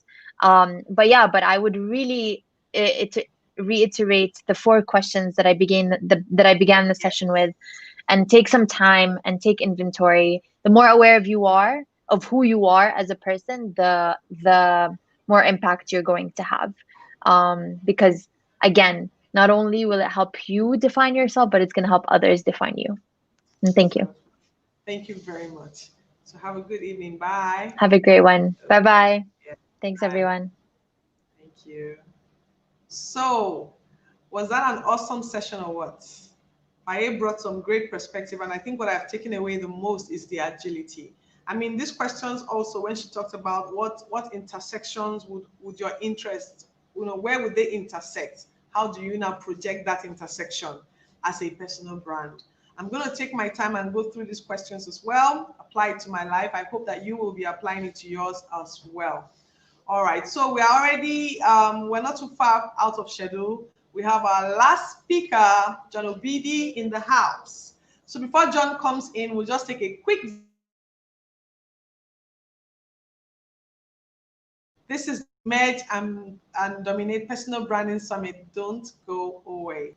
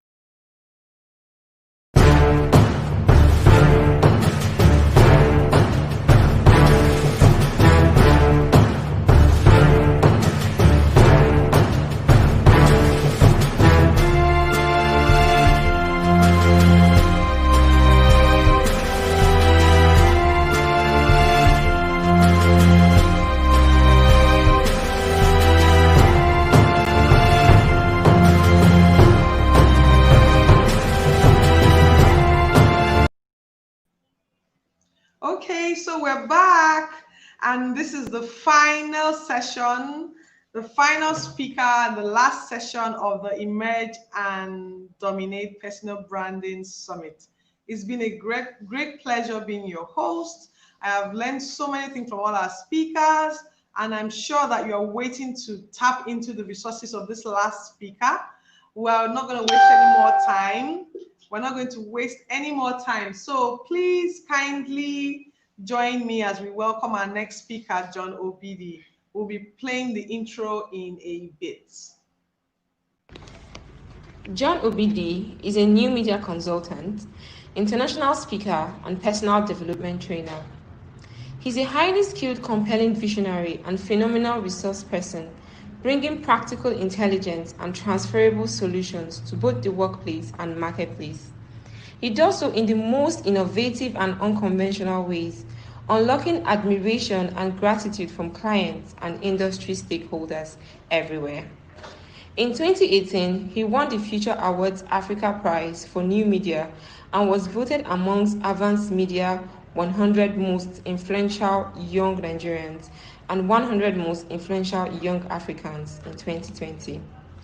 John is a leading consultant in online digital marketing in Africa and is the founder of Head Start Africa, a community of over 160 businesses and career professionals. As a thought leader in personal development, leadership, and online marketing, John's blogs, podcasts, webinars, workshops, masterclass, and speaking engagements are acclaimed to be practical, disruptive, paradigm shifting, and forward looking. He has served as a keynote speaker in Brazil, Ghana, United Arab Emirates, Zambia, and Nigeria. John is available as keynote speaker and panelist for conferences, workshops, and knowledge sharing platforms.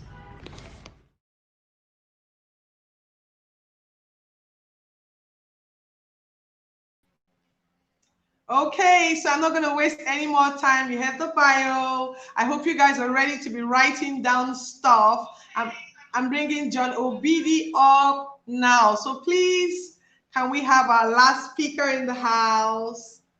Thank you. Can you hear me?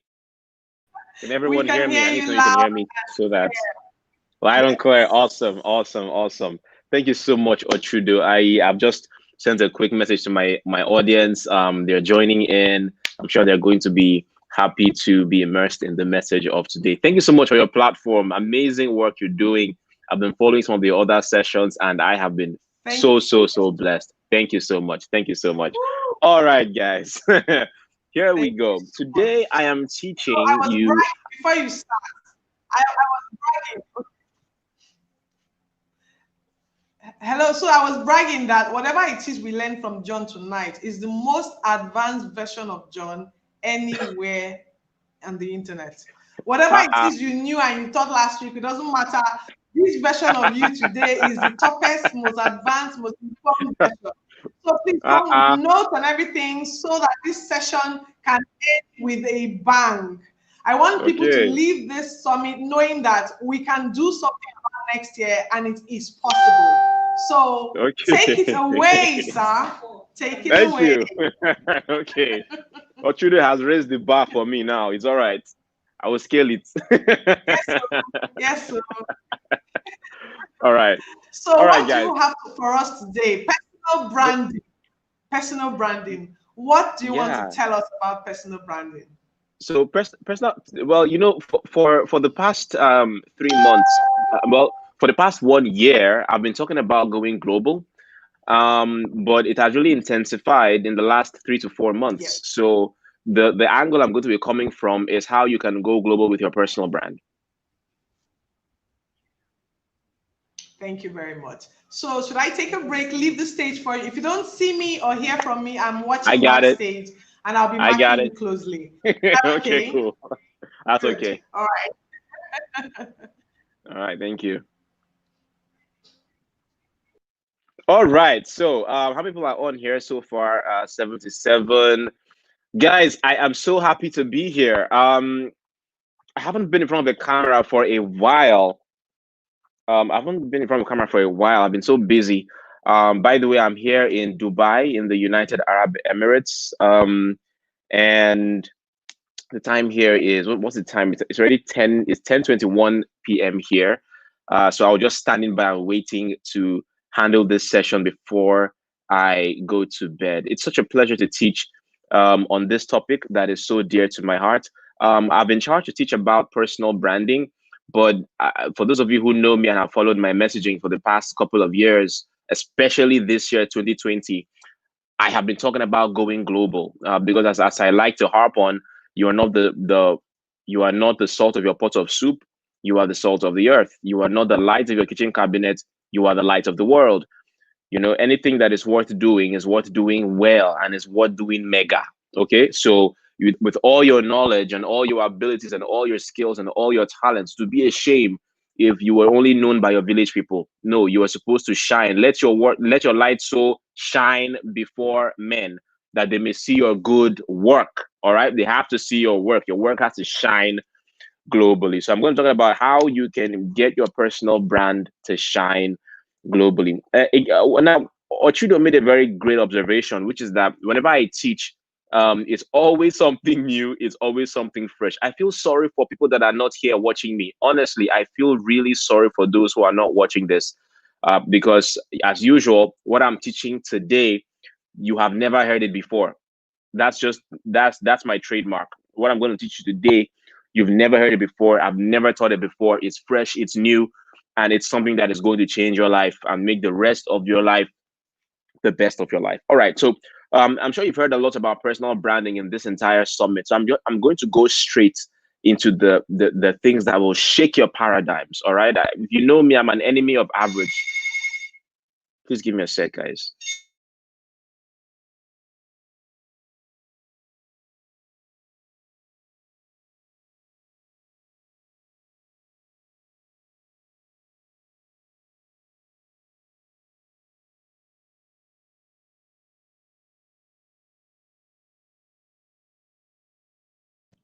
Sorry, guys. They were calling to ask if my dinner was good. I've not eaten the dinner, but I told them yes.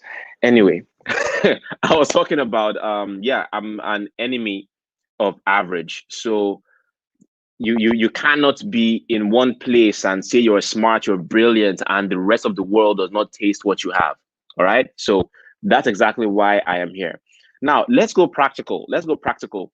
I don't know how many of you I've been maybe you follow me on Instagram. You may have seen my Instagram stories where this platform called Spotify was doing a roundup of how their platform went this year. So everybody who has Spotify on their phones, you know, they were posting to their Instagram stories who their best artists were, what their favorite songs were, and so on. But on the flip side, they were also posting the musicians that had the most streams. You know, Travis Scott had about 4 billion streams. Justin Bieber had a little over 4 billion streams. Juice World had over 4 billion streams. And I'm looking at all these figures and I'm like, my goodness, right? And one thing stood out there for me. I don't know if anybody else caught this while they were sharing these things. Yeah. One thing stood out for me, and that is the power of platforms. The power of platforms. You know, there's a limit. There's a limit to which you can go as a personal brand, whether you're selling your books or your courses or your.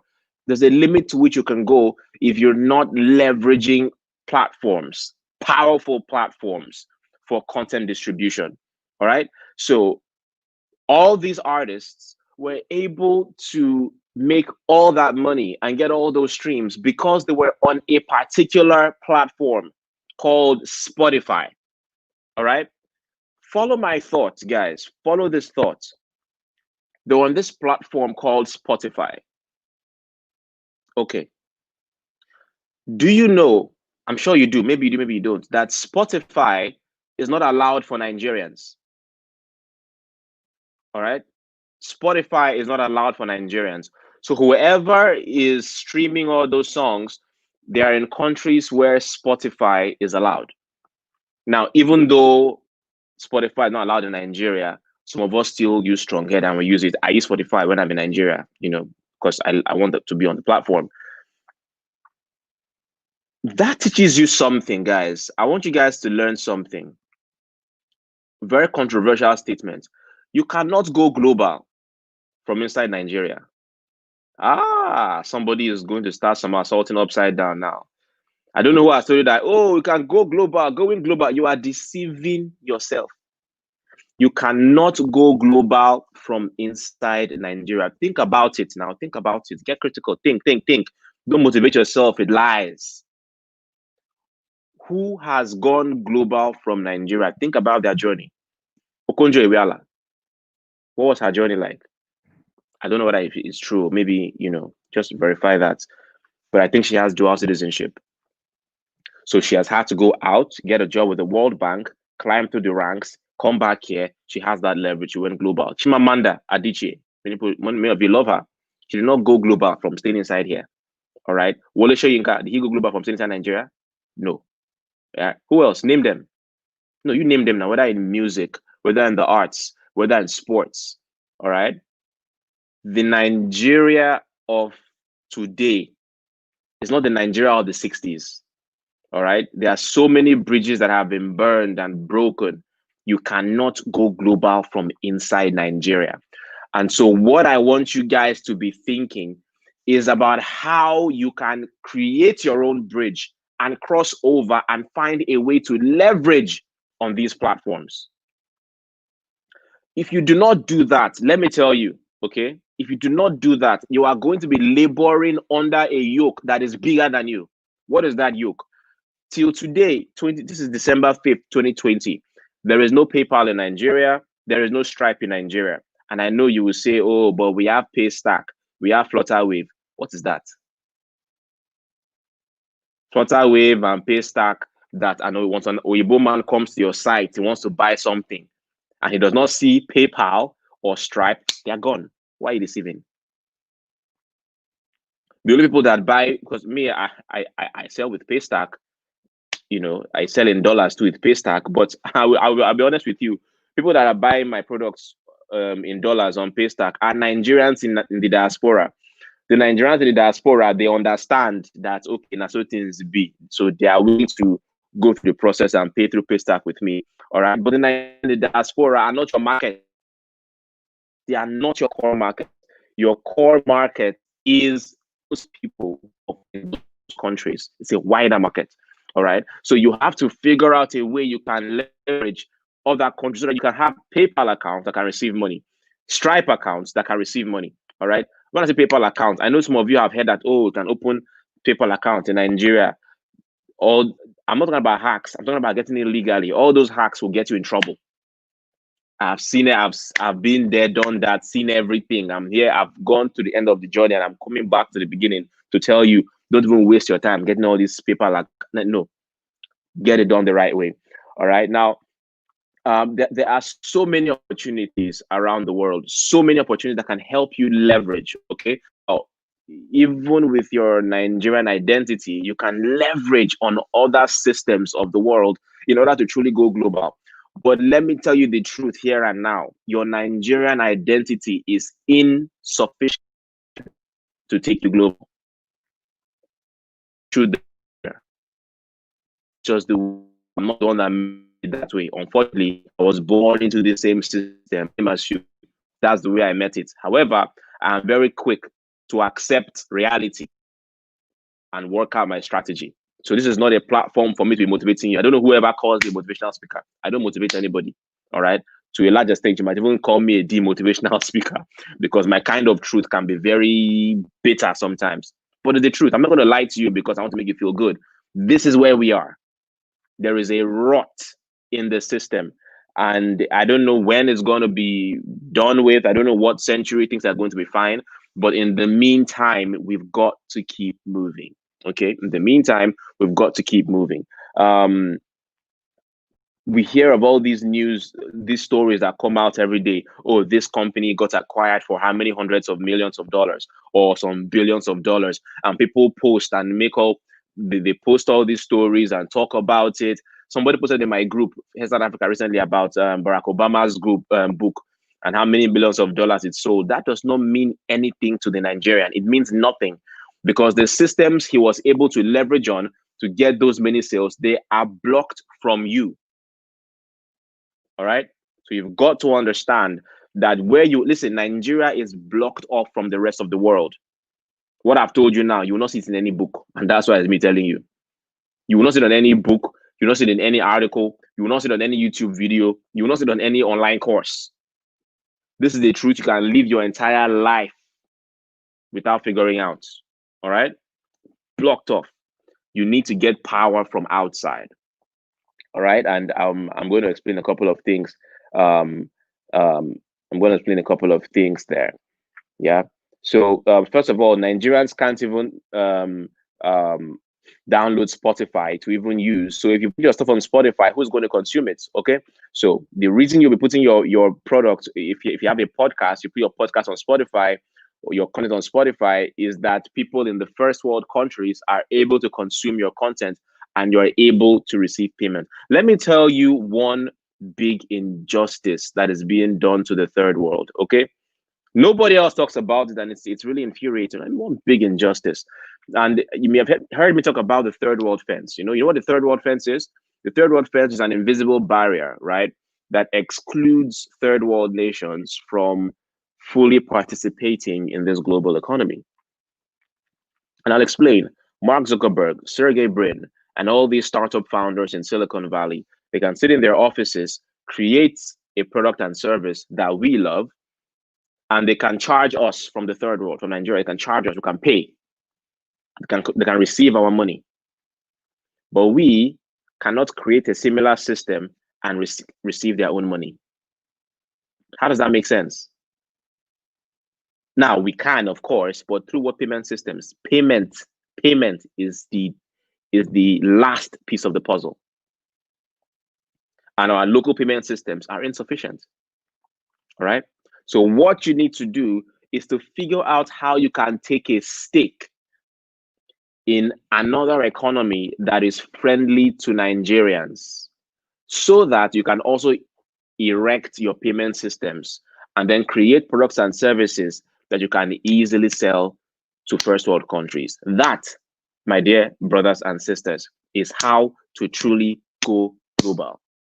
Let's not deceive ourselves. Okay, the powers that be have decided that they don't want Nigerians to be collecting that money. All right, but until our government and all those people, our diplomats, get their act together and start to make these things happen, well, it's going to be a long road, but you must fashion out your way. Let me tell you something. Maybe you may not really understand how a proper government should function, right? I'm here in the UAE, and in the UAE we cannot do WhatsApp video calls. We cannot do WhatsApp voice calls. We cannot do Facebook video calls. We cannot do Facebook voice calls. We cannot do Instagram video calls, right? Though we can send voice notes, but we can't do Instagram. We can't do video calls on those platforms. Why is that? Let me explain why that is. Because the UAE government simply wants all these companies to come and set up a data center in the UAE. Now, you know what data center means? It means that when you set up the data center in the UAE, it means that you are committed to that country and you are going to hire people from the local environment. It's going to create jobs and so on. All right. So Facebook has not complied. Therefore, Facebook, any product that's on Facebook, whether it's WhatsApp, whether it's Instagram, whether it's Facebook Messenger itself, all these apps cannot do video calling or voice calling within the UAE. The firewalls have blocked them out. However, Zoom has complied, so we can do Zoom. Okay. Microsoft has complied, so we can do Skype, because I'm sure you know that Microsoft owns Skype, right? So Microsoft and Zoom, they've complied, and they are doing this with every other company that wants to play within that space. Nigeria is giving Facebook the highest market in Africa, but the Nigerian government is not even, they're not even thinking technological or digital to even make it some kind of a policy to force Facebook to set up properly in Nigeria. Mark Zuckerberg came the other day and was running on 10 mainland bridge. Nigerians are celebrating it. Think, my people, think. Anyway, that's a long shot. But that's the way things are. Okay, governments that are looking out for their people, they write in policies that make these companies do the right thing. All right. Do not cause the Nigerian government anything to make Stripe and PayPal do the right thing, because they can take our money, but we cannot take money from them. It makes no sense. It makes no sense. But anyway, that's the way it is. So you have to find a way to get into another economy that can give you leverage. All right. And so when you're talking about platforms now, we have Spotify, we've got Apple, we've got Netflix, you've got Amazon. All right, you've got Udemy. You can put your work on all these global platforms, and receiving your money will not be a problem. All right. All these things you read about, oh, drop shipping, you cannot do drop shipping from Nigeria. Now, some people manage to do it. That I'm not saying it's an impossibility. Some manage to do it, but ask them what they go through. Okay. So for you to properly open up to the world, you've got to be able to solve the payments problem.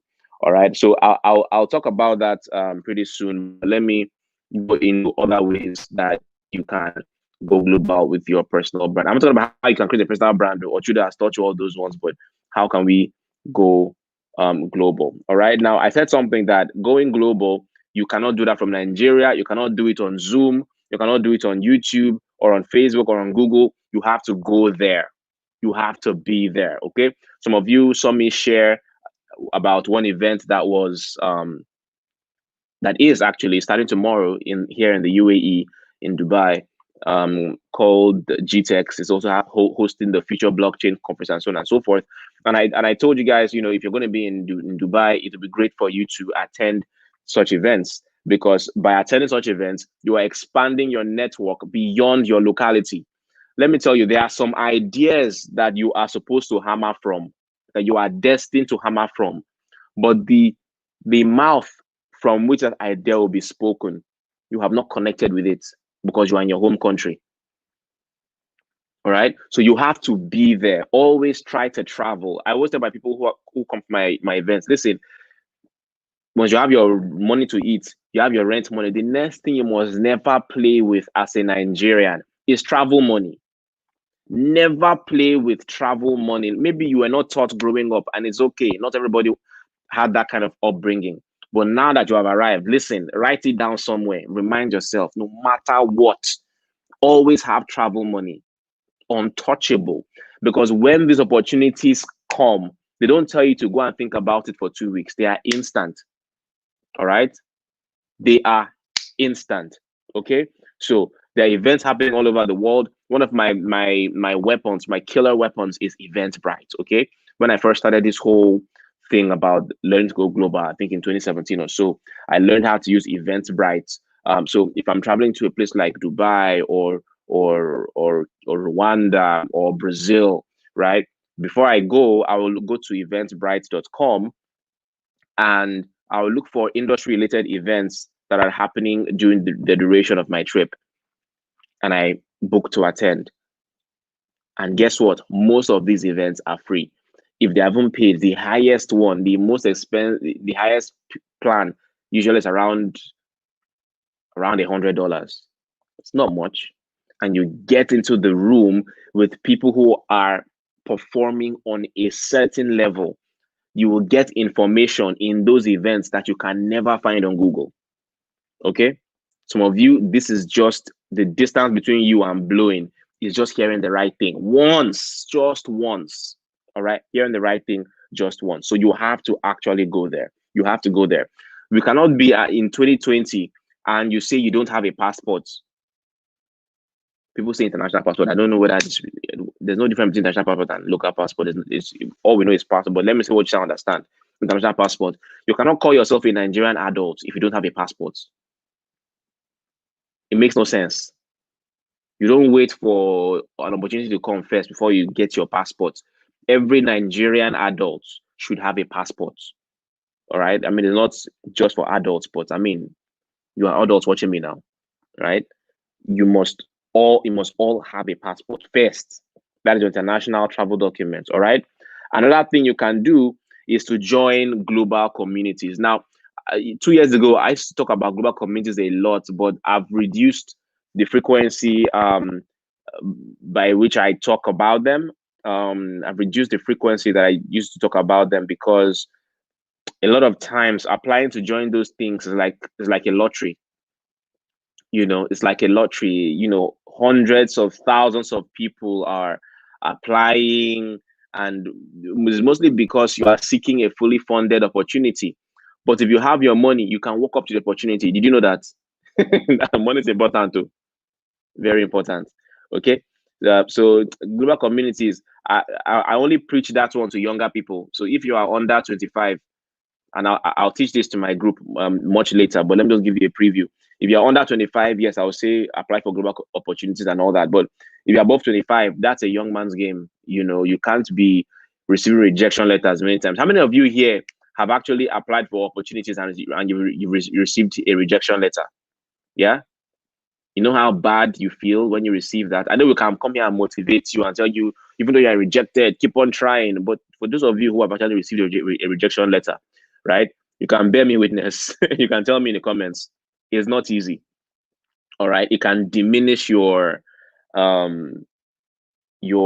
energy, right? And the energy with which you keep on applying for these things. Okay. So even though it's still an avenue, I advise that if you're above 25, you don't play that game anymore. If you're above 35, 25 or 30 or 35, at this point you should be gathering your money with which to pay your way into those opportunities. Okay, pay your way meaning pay your own flights, pay your way to be there, and actually apply to be there. Once you can pay to be in that country, those things are almost automatic, easy to join. Okay. So yeah, I can say young people can be applying to those things, because young people still have time. When I say young, I mean like under 25, under 20. You're still young, and you still get strong mind, so to speak, right? If you apply 1, 2, 3, you can still keep on applying. At least one of them will click. Okay, but if you've already crossed 30, 25, 30, 35, there's no time again. By now you should be able to just gather your money and enter that place. Okay. So either way, you have to be there. For those of you who have the power and grabness to actually travel, there's this global community I'm going to give you right now. So those of you who attended my workshop the last time, you know what it is already. It's called Internations. Okay. And Internations is a global expatriate community. So now, I know some people want to go and Google it now. Calm down. No, don't Google Internations yet. They will block you. Calm down. Let me explain it to you. There's a method to these things. All right. So, what was I saying just now? Internations, yeah. So don't go there yet. Too. They are tracking your IP. When you see that you're from Nigeria, they'll just calm down. So Internations is a global expatriates community. All right. The purpose of Internations is so that expatriates, foreigners that are working in some other country, can have a community to network and have fun activities together. So when you're going to be in another country, it pays to join the Internations chapter, that country's chapter of Internations. Okay. The last time I talked about Internations, many people just went to go and join, and nobody was accepted. And that's because you are in Nigeria joining Nigerian Internations. Nobody, the expatriates that are coming to Nigeria, they want to meet people like them. They don't want to meet Nigerians too. There, you're not an expatriate. You are a local. You are a native. All right. You're only an expatriate in another country. Right. So if you are going to be joining Internations, that community, you would have to be traveling to another country and join that country's Internations. Okay. So that's exactly how it's done. Oludare talks about VPN. Fantastic. Okay. That's another way to get it done.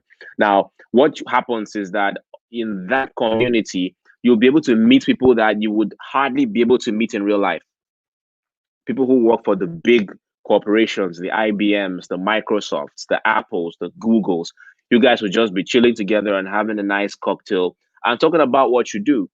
Okay, that's a great way to get your foot in the door. So if you have a product that is useful to their companies or to them personally, it's a great way to mix and get access to powerful friends. Okay, and maybe you don't know this, but the best way to get powerful networks. It's to be powerful yourself. Okay, so don't be someone who is hungry and just looking to grab from the networks. You should have something that they can also benefit from. Okay, and that also should be reflected in your application when you're joining internations, because they'll ask you to type out your statement of intent, and you have to basically brag there, and not brag. I'm being figurative here, but talk about you are going to be contributing to that pool of experts. Okay, and getting a foot in that door connects to people, to expatriates all around the world. So when you are going into a new country, you have a community there. I hear this thing all the time from Nigerians who travel abroad, saying that it's not by abroad though. I know people that are here and you're not making it. That is a dumb thing to say. That is the dumb. See, if you've ever heard someone say that to me before, block your ears. You cross the Atlantic to get to some other country, and the only case studies you have are poor people. Is that what you want to be in life? That annoys me when I hear those things. All right, don't ever listen to that. What you should be looking for are the success stories. Who made it through? What did they do differently? All right. So what I've realized about Nigerians who actually go beyond borders and travel is that they just look for a Nigerian community and lock themselves in there. That is not the case. You did not leave Nigeria to go and live in Nigeria and another country. No. That's not what you do. You go in there and you mix with the people in there. All right. And such communities like internations is a great way to mix. Okay. When you hear that a Nigerian has been another, he traveled abroad and he's been there, he has not made it, he's been struggling, ask that person two things. Where did you spend your time? Who did you spend your time with? What did you spend your money on? Those three questions, they will go silent because they have very shameful responses. All right. Anybody said, "Oh, you've been abroad for 10 years, did not make it." It's not easy. It's not by abroad. Ask that person, what did you spend your time on? Who did you spend your time with? And what did you spend your money on? They become ashamed because they can't back that up. All right. These are three important factors. All right. So anyway, focus on the success stories, because it's the successes you want to be like, not the failures. All right. So you've got to mix up, and Internations is a fantastic global community for you to be a part of. I joined them when I was in Brazil, and I met fantastic people there. And I'm here in Dubai. It's helping me also meet fantastic people in Dubai. So where somebody can be here in another country and have to wait 5-10 years to gain relevance, you will come here and in 2 weeks you're all over the place, and you'll be like, how? All right. The power of global communities. Okay. The power of global communities. All right. So that's that. Hold on a sec. I don't want to miss anything here. Okay. So I'm talking about how you can use Eventbrite to your advantage to help you attend industry related events in foreign countries. Okay. And how you can Ochudo has come to pursue me. Ochudo, you don't come pursue me. No, it's not to pursue you. It's to say, Okay. yeah. It's like you drank agbo today, because the way you're shooting us, bam, bam, bam. I'm not even here to play with people. You better just wake up. Now you raise the bar for me. 2021 is not your friend if you don't take what I'm saying seriously. So we are listening with 2 ears. We are just soaking in all you are saying. John, I'm really glad that you are bringing up this idea of going global as part of the things we must consider in building powerful personal brands. So you've been saying so much, and honestly speaking, you are very right. There was a time I shared my story on the travel community that Stella runs, about how I've been going abroad since I was a kid, but for the first time I traveled on my own for business, and it was a whole new world opened up to me. I didn't even know some of the things that you were sharing, that you are sharing now, and I'm taking note of them now. Internations, I'm going to be part of them, because ultimately, when you want to build a powerful personal brand that should be recognized, I'm here. I'm writing. Okay. So I'm ready to add more to the list. Okay. We must be considering going global. Yeah.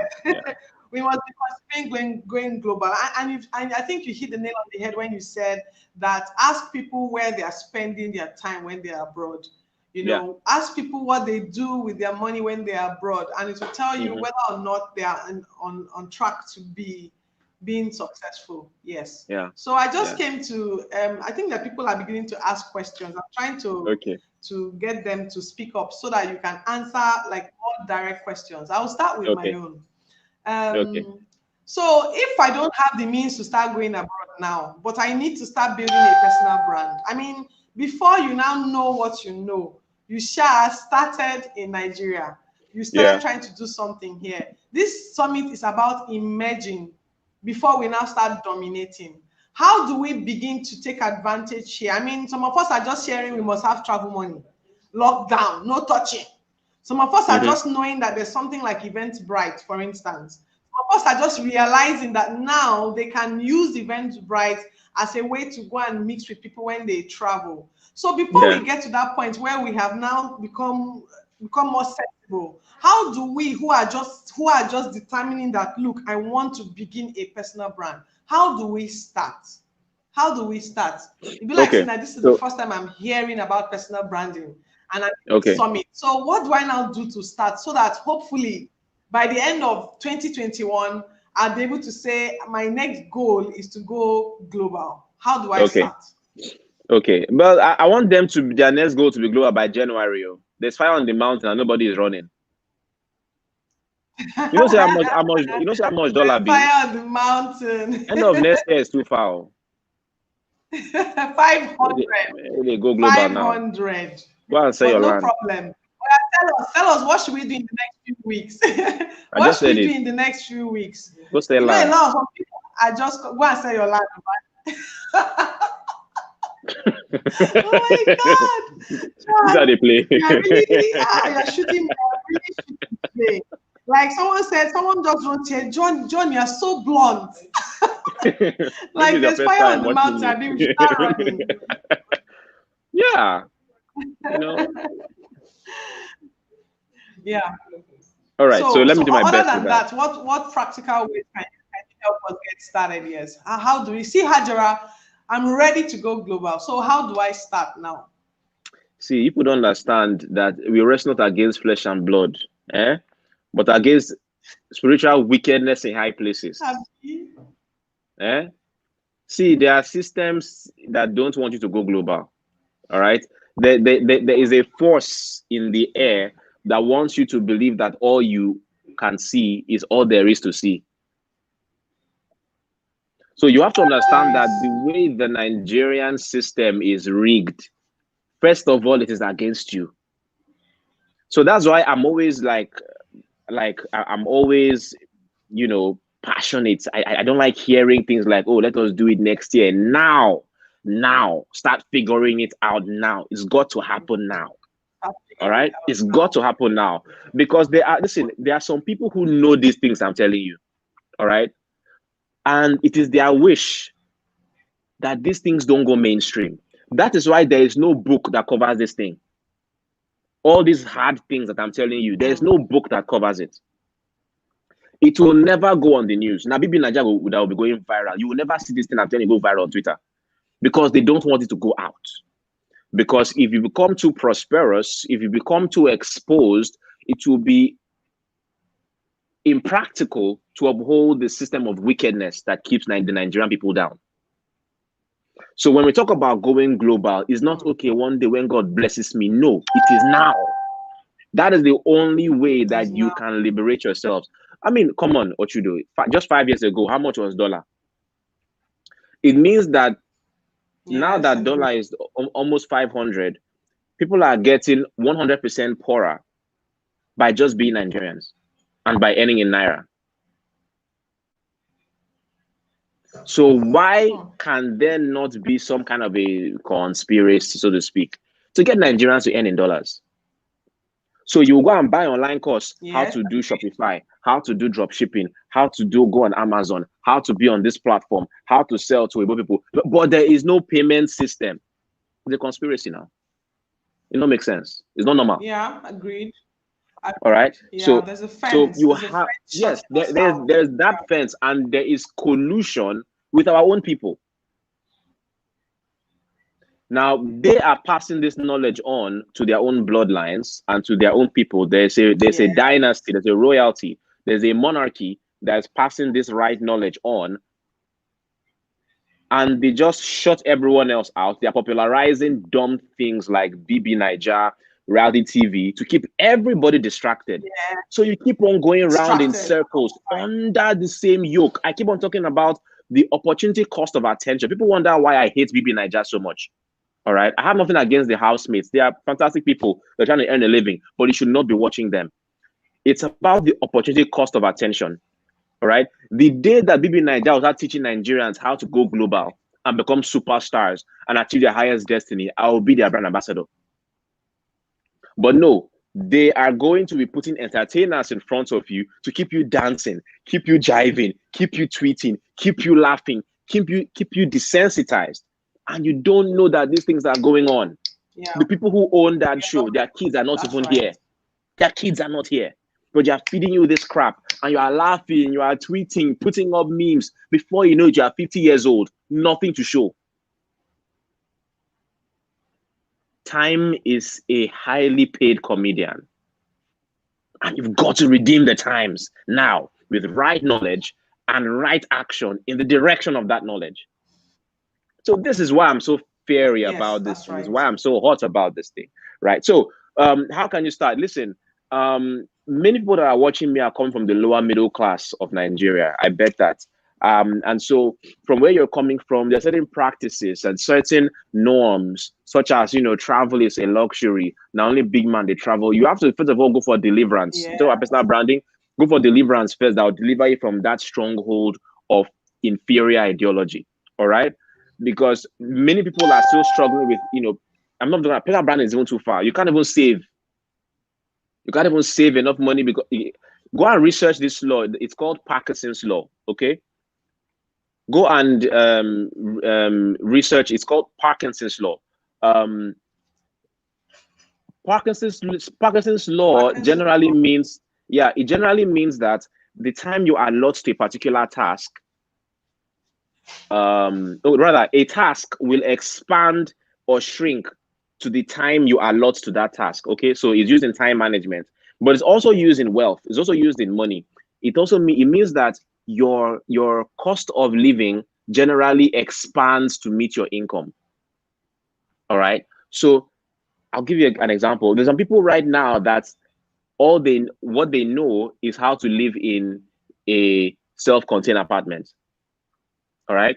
Now, for as long as they're in that self-contained apartment, they are able to hustle to meet up that rent, because the consequence of not paying their rent is that they'll be homeless and thrown out on the streets. But what you don't know is that self-contained has become your upper limit, has become your ceiling. If I were to take you right now and throw you into a 3-bedroom flat from self-contained, for example, I put you into a 3-bedroom flat. I say, hey, this is the rent. And the rent was maybe 3 times the amount you were paying before. And so this is the only thing available. You have to live here now. And if you don't pay this rent, you are going to be homeless. Trust me, you'll figure it out. Yeah. Because they just raised the ceiling. Yes, I the agree. Human potential is limitless. Right now, I'm looking at Parkinson's law. Yeah, Parkinson's law. It has applications in time management and so as to the time available for its yes, that's right. For its completion, yes. So I'm just looking at the Parkinson's law. Yes. So you can check out Parkinson's law as it relates to money also. From experience, I have experienced that. Yeah. So you check it out as it relates to money also. Okay. Your income earning ability will expand to the level of your needs. So if you had to pay that 3-bedroom flat rent, or you are homeless and disgraced on the street, you'll find that money. Your creative juices will start flowing. You will figure it out. So what I'm saying is that in the same way that you have certain normals, okay, let it be normal in your life to go global, or you will never do it. Nobody is coming to save you and bless you with uncountable money. No, you have to fight. You were born into poverty. You've got to fight your way out of it. One hammer will not just come, maybe to come one day, but it'll be too late. You've got to put yourself in that place. First of all, start having friends that travel normally. You've been with the same poor friends that you've been with for the past 5 years, saying, oh, we go way back. That's why your life is way back. Yes. We go way back. A common destiny is good. I mean, a common past is good, but a common destiny is better. I heard that from Steve Harris, by the way. A common past is good. Yeah, common destiny is better. Hang around with people that they travel all the time. Okay, some of you here, when you talk about travel, your friends will be like, I believe that thing. You never even chop. They talk about travel. What are you doing around those people? You should be coming to webinar where Ochudo is talking and where John Obidi is talking, that will making you ginger and be like, yes, I can do this thing. How can I do this thing now? How can I do this thing now? Right? So first of all, you've got to fix your thinking.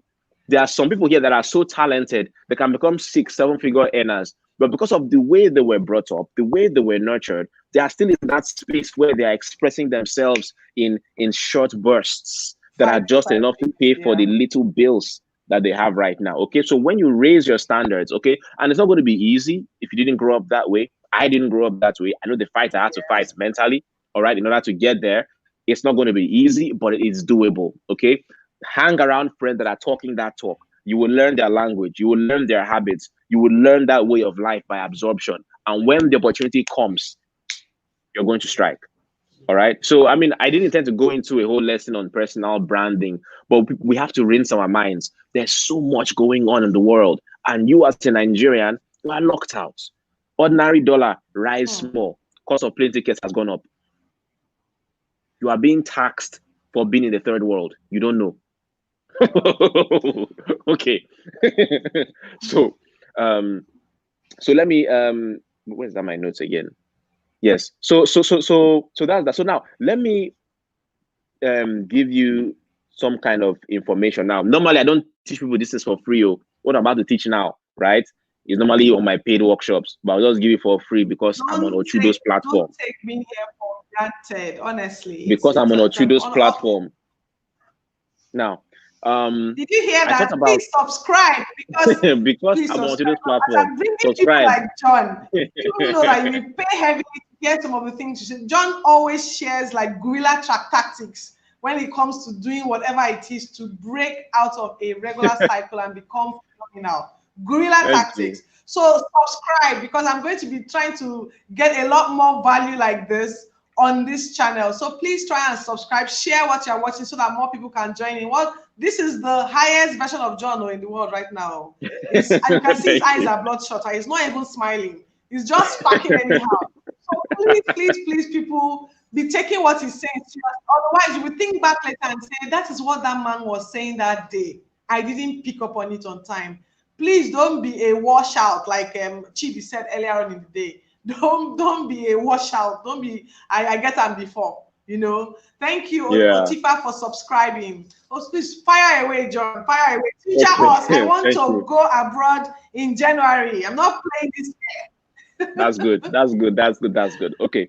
Now, so amazing. Now, so let me talk to business people now. Okay. Now, this is for people who are already making some kind of money. Okay. You've been in business. You've already established cash flow. You know, you're not a beginner brand. You're already making money. Right? There are opportunities for you to escape the witchcraft, the spiritual wickedness of the third world. All right, that will not let your light shine. There are ways. Okay.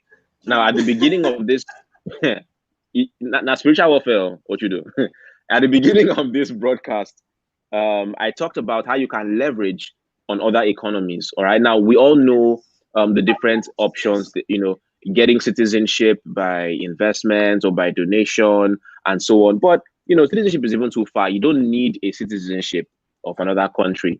I mean, if you can get it, it's fantastic. But you don't even need it in order to really leverage and go global. Okay, there are lower entry opportunities you can take advantage of. They're not very expensive. Well, depending on where you're coming from. Okay, so if you're a business person, what you can do is to incorporate your company in a country that allows you to set up international payment systems. All right. Now, there are a number of countries that allow that, and I have done my research. This took me years of research. All right. There are so many countries that allow this, but there is one that does this and is friendly to Nigerians, because not all countries are friendly to Nigerians.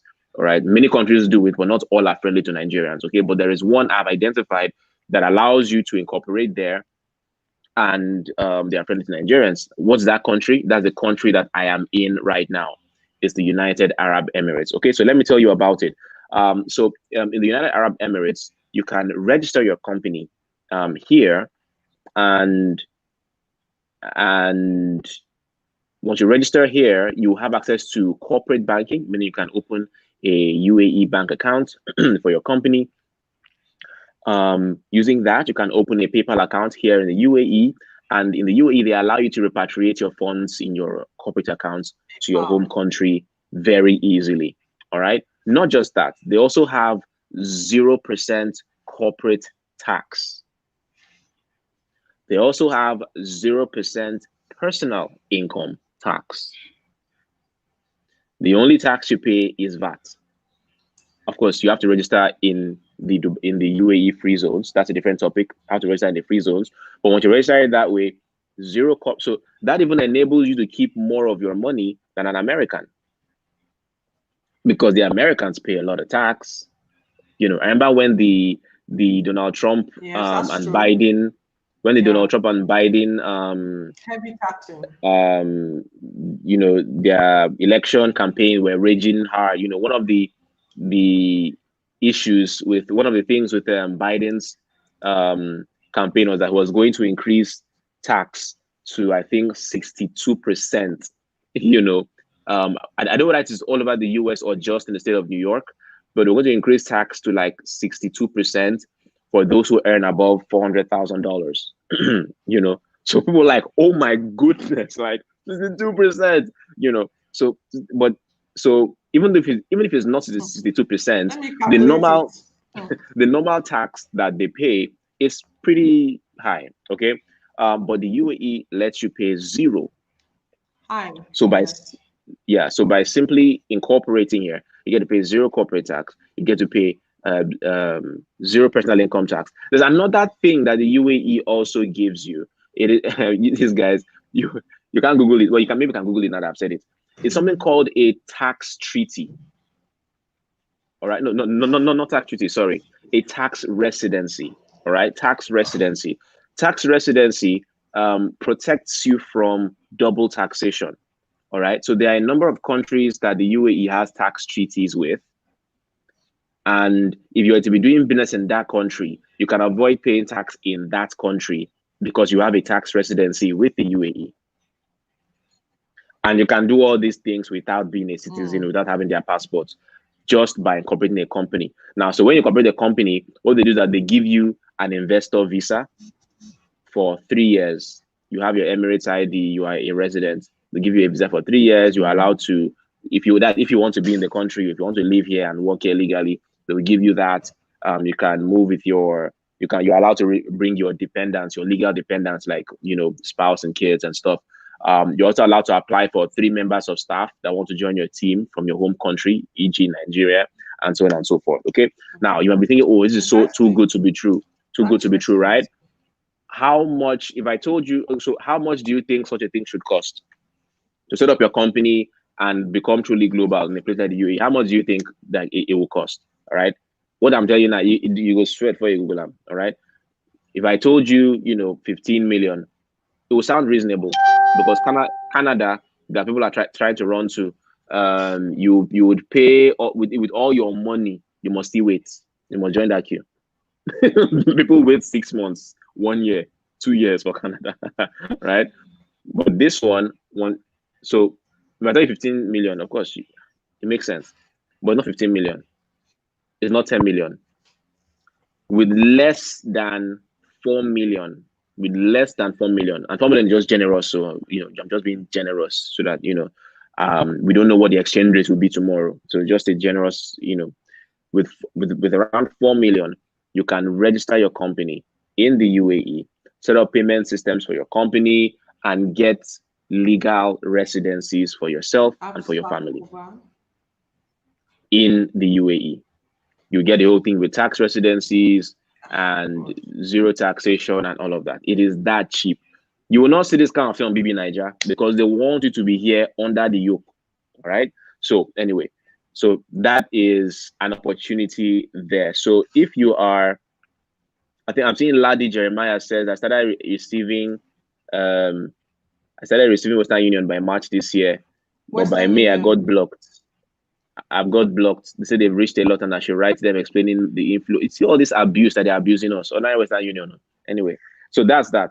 All right. So that is one way that you can do it. Again, there's some of you who are not earning as much, so this might not be practical for you. But I have to just say this for those who you've been in business for a while and you're looking for the next level. Okay, how to build systems that can help, that can push you open into the world. This is an option for you. If you now, yeah, that's it. Yeah, if you need a route to get that done, you can message me personally, and I can route you to people that I trust here. If you don't have money, don't come to me in Fato. Don't play with me, please. All right. If you know that you are ready, you are able to send me an Instagram DM, a DM on Instagram, and I'll respond. Don't say I have the money in Jesus' name. Please, no, don't have it in real life, please. Thank you. All right. So if you are okay, if you are comfortable with that, send me a message on Instagram DM, and I can send you some links to go try out. Okay. So that's that. All right. So that's that. Now, doing this thing, you don't have to leave Nigeria. You don't have to relocate. Okay. See, there are many people just like you who are in Nigeria. They are there complaining about the bad government, but they won't tell you about the leverage they have outside. Some are with you here complaining, following you to protest and all that, but they are Canadian citizens, they are US citizens, but you don't know. Or even if they're not citizens, they have a residency of another country where if they have to travel tomorrow, I know many of them. If they have to travel tomorrow, they don't need a visa, they're gone. And they'll put on Instagram, na God, which God? Gone. Which God? Yeah. So True. So yeah, so we've got to be wise, okay? Redeeming the times, for the days are evil. Okay, you're not going to be young forever. You're not going to be young forever, playing small, doing the same things, receiving, awards and local titles that mean nothing. But there's so much happening all over the world that you can be a part of. All right, so much going on. All right, so for those of you who are able to get this done, please do. Those of you who are still starting, please go and make money. Let me tell you, listen, Gensi, for your ear. The money you are making is not for you to go and be buying big house or to be buying big car. No, it is to buy what I call escape velocity. Let me explain escape velocity to those of you who are not science students, okay? Science students already know what it means. Yes. So let me explain to those who are not science students. Now, imagine a rocket, okay? Escape velocity is a term in physics. So when you see a rocket that's going to space, right? In order for that rocket to beat the gravitational pull, okay, it needs to expend a lot of rocket fuel.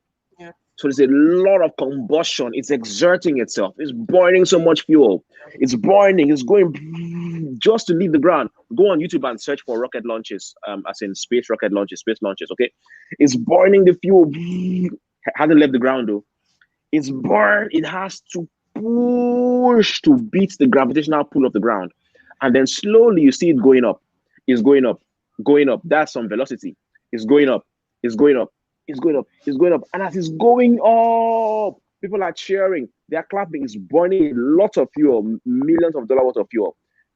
Then it gets to a point somewhere in the atmosphere where it is able to take off, okay? At that point where it's able to beat gravity and it's able to take off very fast without expending extra energy. That is escape velocity, the speed at which you must run to escape the gravitational pull of the earth. All right. So escape velocity is that level of prosperity you will get to where you can buy your way out of the witchcraft of the third world. That is escape velocity. And that is the reason you are making money. There is no other reason. Those of you who have crossed over, you know what I'm talking about. Those of you who have not yet crossed over, you are wondering what it is that I'm saying. One day you will understand. But hear me today. If you are selling ebooks, you are selling courses, you are doing this, you are doing that, that money is not for you to eat. That money is not for you to go and build house. I'm sorry, unpopular opinion. Don't buy land in this country. That you buy land later down the road, but that money is for you to buy your leverage. Once you've bought your leverage and you are prospering, you can start buying land. Start buying houses, but you have to buy your way out of these things. Listen, there is a class of Nigerians who don't need this sermon. There's a social class, an economic class of Nigerians who do not need this sermon. They were born into families where this was the normal conversation at the dinner table. But you were not. Your fight is different. This is your fight. So when I say double your hustle, you now know why you are doubling your hustle. So when you see, maybe I don't know what your threshold is, you see 400K land in your bank account, don't get excited. It's not for eating. Go save that money. You're trying to buy your freedom. You're trying to buy your freedom. That's why you're making money. That's why you're building a personal brand. That's why you're taking up speaking engagements. That's why you're making yourself visible. This is your why. Because when you're finally able to buy that leverage, even you will be shocked at how much you can grow. Listen, Ochudo, I've realized that Nigerians are over-talented. Nigerians are overqualified. You've traveled now, you've met people. Yes, I agree with that. Now only you've traveled now. Only one small thing person will just focus on and they are blown. One Nigerian will have like 5 skills, fantastic skills. It's usually very shocking when you see how successful they are abroad on one tiny thing. Yeah, and then you will be so multi-talented.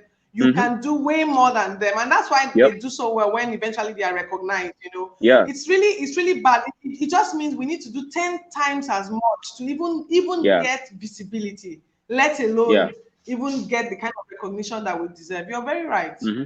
All right. So that is what you need to do. Okay, Stella Owala is on the call. It's on the live stream. She's always talking about traveling abroad and all of that. And I'm on our Facebook group. Sometimes let's talk about traveling abroad. People who don't know their left from their right will be coming to argue in the comment section. People who have not left their local government before are coming to chat. I disagree. Waiting, you know, the God of this world has blinded your eyes that you may not see your left from your right.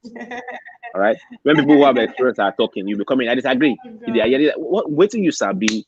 It's people that have experience that should be coming to disagree, not you that have not left your local government area. Okay. So allow those that want to express themselves come out. Okay. So understand, okay, that today the world is flat. And you're not going to be judged because you're coming from the third world. You'll be judged on the same standard as everybody else. Okay. One thing you have to do right here in the third world is, first of all, you must try to create your local infrastructure. We complain that, oh, there's no light, there's no this, there's no that. Those problems have been there for a while. They are probably going to still be there for a while. Create your local infrastructure. If you have to buy a small inverter in your room, do that. You're trying to buy your freedom. If you have to buy like 3 different modems so that you can have uptime guaranteed, so that you can do your webinars and sell your products, do what you must do. Invest a little amount of money, get proper lighting, do things such that people can take your brand seriously, your personal brand.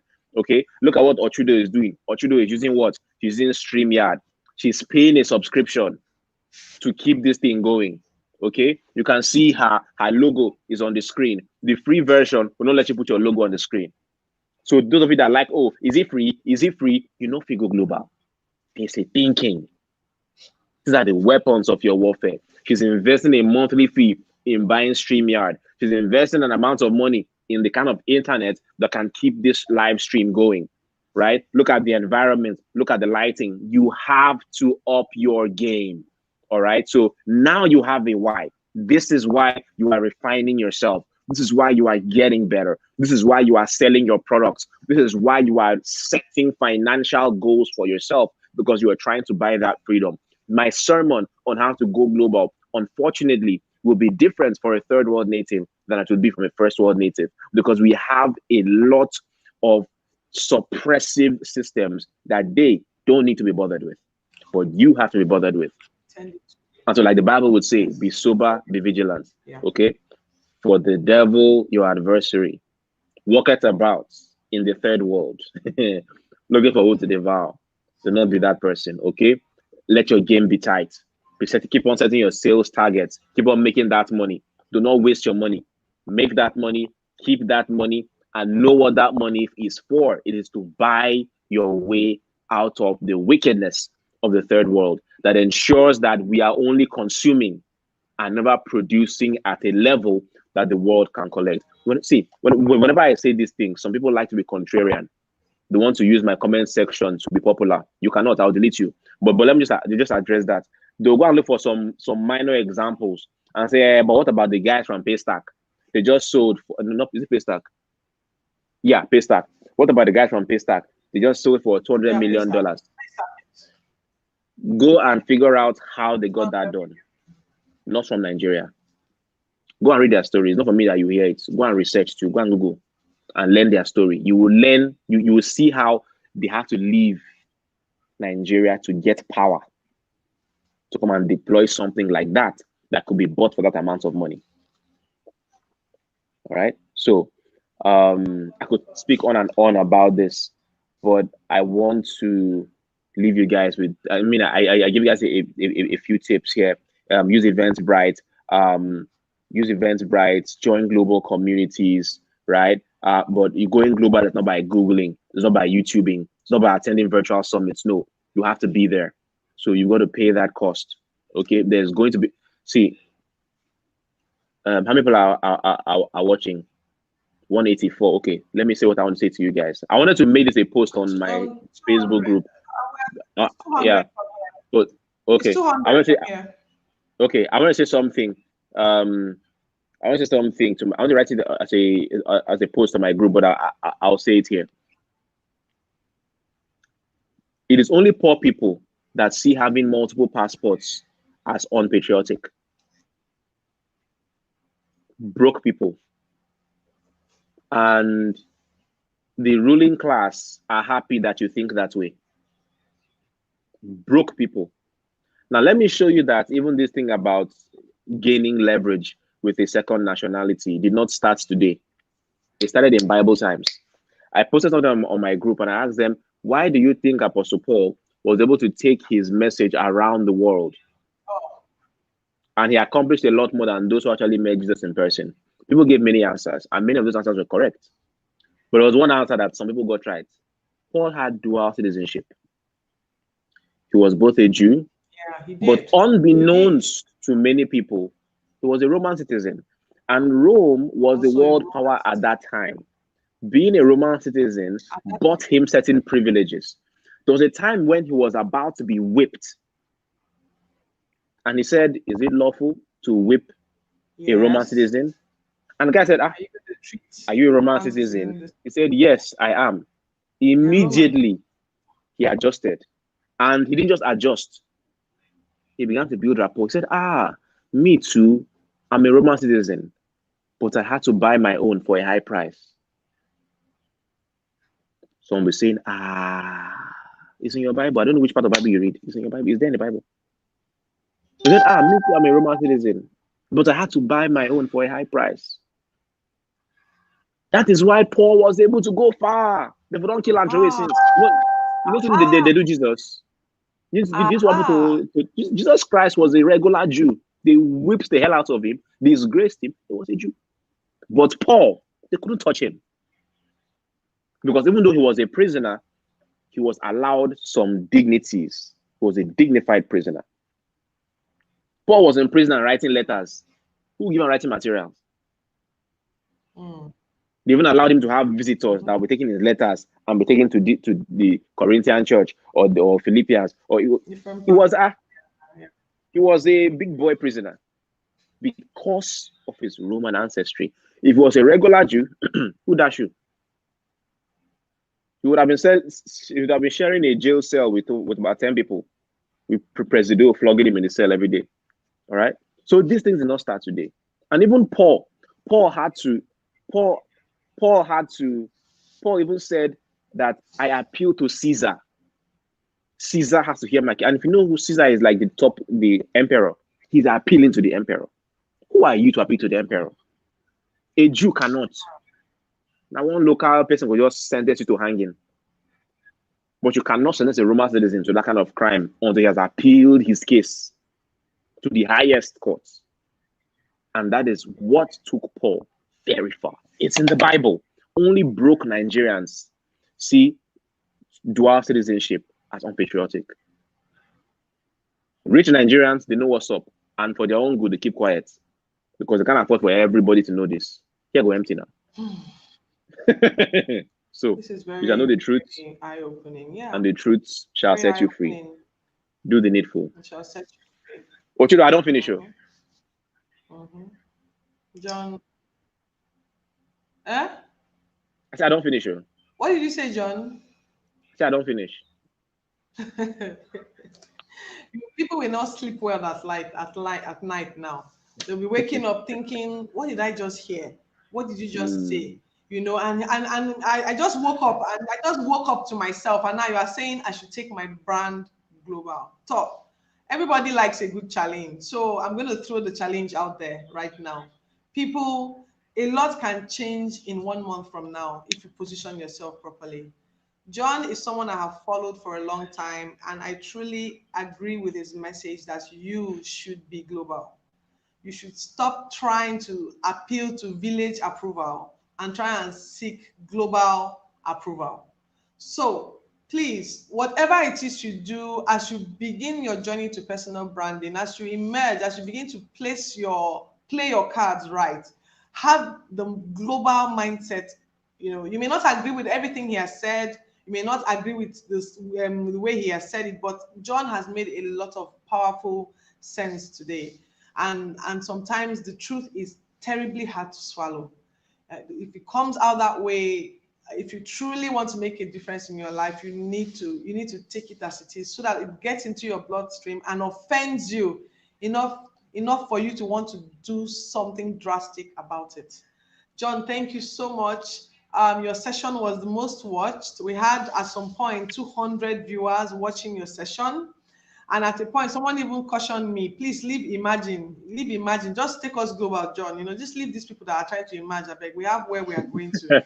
I just Yeah. laughed when I saw that comment. Please don't come and slow us, that we come here to go and be counting bridges. We want Yeah. to go far. So, John, I'm glad that this summit has ended with this charge that, look, whatever it is you have heard today, whether it's your boundaries, whether it's fixing your mindset, whether it's deciding how to make money, whether it's finding what intersections that you need, whether it is making sure people know your name, whether it's owning your desire to be famous, whatever it is, everything should culminate in that you become a global brand. So that when I meet you one day, you say it was because I attended this summit that, I knew that something changed. I heard something, you know. The world is the world is the world. I mean, what better way to really push the boundaries than to be known in the world for what you can do, what is possible. So I'm really glad that John really tied up the summit in this way. We're just going to take a few questions, John, hopefully, and then we Okay. can round up properly. Okay, So but real let me quick, let me just explain, tell them about this business beyond borders class that I did a couple of weeks ago. It's a 4-hour okay, class, okay. where I'm where I aware of that broke class, yes. where I broke this whole thing down for 4 hours. I was on a Zoom webinar with a number of people. I broke down these whole systems of actually taking your business global. Did an expansive Q&A. Normally it's 25,000 naira, but I did a Cyber Monday deal, which has expired now. But I can give it to your people at the low Black Friday price of 7,000 naira. So I just said it to you in the private chat. If you can put it up for them, I'm just giving it to your people to get at 7,000 naira. But right now it's 25K to everybody outside. So it's just 7,000 naira for those who are getting it from here. So business beyond borders is, if you enjoyed this class where I just spoke for about 1 hour, I broke down these strategies step by step for 4 good hours. So you get that recording. It's just 7,000 naira. It's going to change your life. It's going to take you global. All right. So I also talked about how to get access to business travel with my own personal agents. It's all inside that training, guys. You need that training. It will change your life. All right. Get access to that. So I think Ochudo has the link. I was part of that training as well. I was Awesome. part of that training. I'm still waiting for the link. It hasn't shown up yet. Please Yeah, send it's in it the because I private want it chat. to be on the screen. No. It's check StreamYard. Check StreamYard. You see the private chat is there. There it is. All right, it's there. Okay. Send me. Okay, thank you. So please click this link. I actually attended that class, so that's why I told you that there'll be a couple of things that John will share here that he hasn't shared anywhere else, and I was right. because that class is extremely extensive, but he added a few cherries on the top today. And yes, you can sit down, go over the class over and over again, ruminate, choose it, decide where you're going to start from. But your plan to go global must take effect. You must start developing the structures on ground. I mean, when I heard it, like, I've always known that there was something like this. I just didn't know how to connect with it. So when John started breaking it down in that class, I thought, this is the secret. This is the secret. Really. So, John, you never cease to inspire, you never cease to set on fire, you never cease to aspire, and you never cease to, is it perspire now? The aspiring to perspire. John, we want to say a big thank you.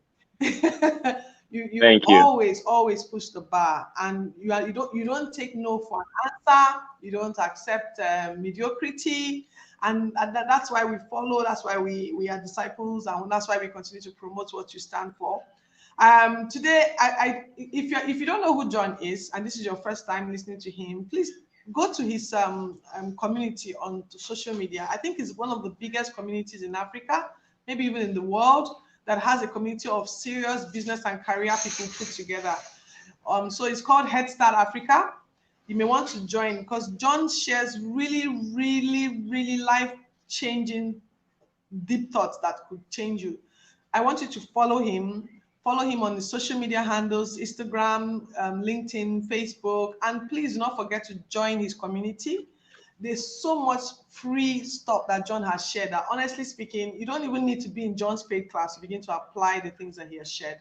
He looks like they were asking him whether he wanted to eat, right? Yes. He's in faraway Dubai. I'm pretty sure that he's been jumping from events to events to events. He needs to eat. So we're going to have to release him this evening. Thank you. But John, I am truly grateful for the time you've spent with us. You challenged me to do this summit. When you started doing, I said, no, I can't have, being in your association has just not allowed me to be able to settle anymore. And I used to call myself a dinosaur. I used to be those people that wanted to do one thing and you continuously challenged me until I find myself completely out of my comfort zone. I didn't think we could pull this off, but we did. And I'm thanks glad to you did. And all those who have believed in us. Thank you so much. Please do not forget to follow. Yes, thank you so much. It's pleasure. Now one thing down. We look forward to going global, making bigger connections and taking bigger decisions. Thank you, John. I am truly grateful. It's been an honor hosting you, and I look forward to doing way more with you. Yes, have a good evening. Always available. My pleasure. Okay, don't forget to rest. I will. Thank you. Yes, God bless you. Thank you. And so, people, we have come to the official end of the Emerge and Dominate Summit. It's been voila for who no know. It's been an honor hosting all our guests. Yes, one of our guests failed to be part of the summit for circumstances beyond her control. I am going to be getting a separate session for her. So please subscribe to the channel because she's going to be telling us how to break through and make millions, start making 7-figure earnings your norm as a personal brand. Okay, so just subscribe so that you can know when we are going live with her. We're going to have a separate session where we can spend a bit more time learning the tricks of how to move from having no money to becoming a personal brand that earns money. I want to say thank you to all our regular people who have shown up for every single session, shown up in the comment section, shown up in every segment, hailed all our speakers, made the conversations interactive, and encouraged me and my team. We are grateful. We are grateful. We thank you so much for being part of the Emerge and Dominate Personal Branding Summit. I hope that moving forward, you've learned a bit about what a personal brand is and how to make that personal brand profitable for you. Don't just have all you have in your garden and not know how to use it. Do not allow other people invade your own turf, your own environment, take away from you and you do not know how to trade with that skill so that you can improve your lot in life. We are really big about not just building a personal brand for impact, but we want you to build a personal brand to be able to make wealth a normal part of your life. As you have to fight, to be able to break out of the cycle is a huge fight. But if you begin now and begin to position yourself properly, applying all the different aspects and perspectives that have been set to take your brand global, you will be winning this fight in the long run. I want to say thank you to all our sponsors. Please, can you put the sponsors so I can officially tell them thank you? I want to say thank you.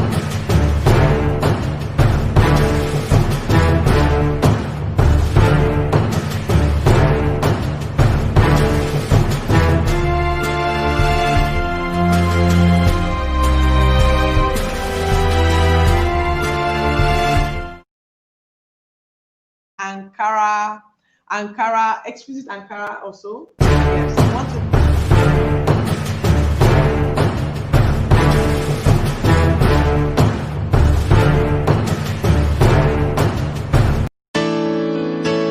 Yes, I want to.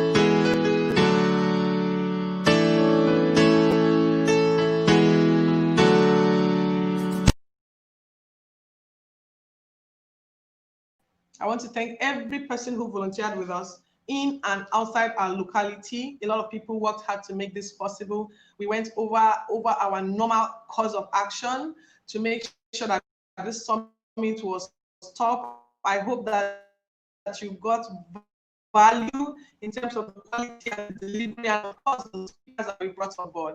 We are going to be doing way more come 2021. We're going to be getting powerful people with information that can make your life different. It is possible to change your narrative. It's going to come at a price, and that price is your investment in yourself. Do not let go of that opportunity. Finally, I want to thank our speakers. I want to thank John. I want to thank Fahe. I want to thank Apeh. I want to thank Chidi. I want to thank Elisha. I want to thank Naomi. I want to thank Bankole and busy schedules to share valuable information with us. There's a hope that your efforts will not be in vain. Thank you, Kahirat Bello. Thank you so much. We're grateful that you believed in us and signed up. Please share this link with more people. And if you are yet to subscribe, subscribe. Okay, now is the time to emerge, and then it is truly different. Until we meet again very soon in a couple of well, when I close the time slot with Temi, I will let you know. Stay in there, hang in there, subscribe. If you're in the Telegram channel, yes, if you have registered but you haven't properly joined the Telegram channel, to make sure you do not miss our live update. Media handles Ochudo Ayi, the same across Facebook, Instagram, LinkedIn, Twitter, and I have a community on social media known on Facebook known as the Personal Branding for Success community. Thank you, Crypto Niche, for your kind words. Make sure you join our community. Maybe they will put the link in front here. It's called the Personal Branding for Success community. We will keep bringing several people who have value to add to charge you and to encourage you to take your life seriously. I want to thank especially the architecture community that were able to show up for me. I had big leaders of my architecture community, the National Institute of Architects, my president, the vice president, as being part of my audience. I do not take it for granted, so I'm really grateful for the time you dedicated to support me in my work, and I'm grateful. I hope that you also get support in all your fields of endeavor. Thank you to all the audience who tuned in live. And if you are catching the replay, thank you for the replay. You can always reach me like this. My name is on the screen, and that is how my social media handles are. Finally, I want to acknowledge God and the fact that if God did not breathe upon this summit, it will not come to life. This summit has come to life because God was there. I acknowledge the presence and the help of God in bringing this summit to life. Thank you very much, and I look forward to seeing you all at the next event that we'll be having soon. Until then, Goodbye and God bless.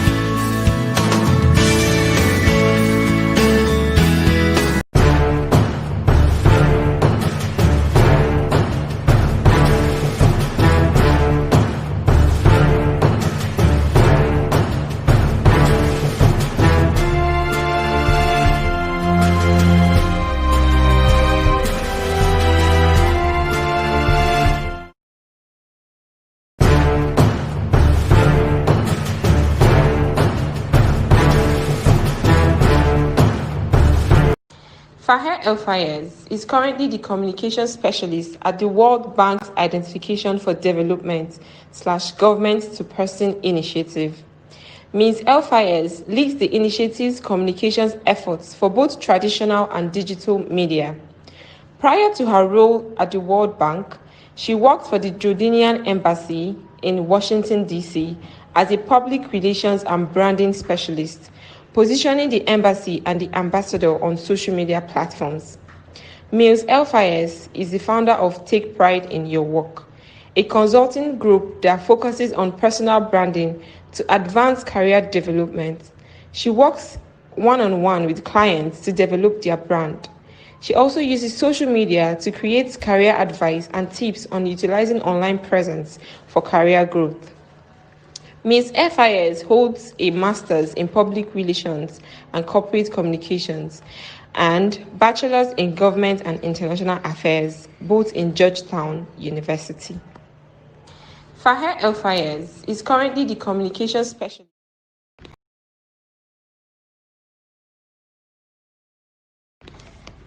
John Obidi is a new media consultant, international speaker, and personal development trainer. He's a highly skilled, compelling visionary and phenomenal resource person, bringing practical intelligence and transferable solutions to both the workplace and marketplace. He does so in the most innovative and unconventional ways, unlocking admiration and gratitude from clients and industry stakeholders everywhere. In 2018, he won the Future Awards Africa Prize for New Media and was voted amongst Avance Media 100 Most Influential Young Nigerians and 100 Most Influential Young Africans in 2020. John is a leading consultant in online digital marketing in Africa and is the founder of Head Start Africa, a community of over 160 businesses and career professionals. As a thought leader in personal development, leadership, and online marketing, John's blogs, podcasts, webinars, workshops, masterclass, and speaking engagements are acclaimed to be practical, disruptive, paradigm shifting, and forward looking. He has served as a keynote speaker in Brazil, Ghana, United Arab Emirates, Zambia, and Nigeria.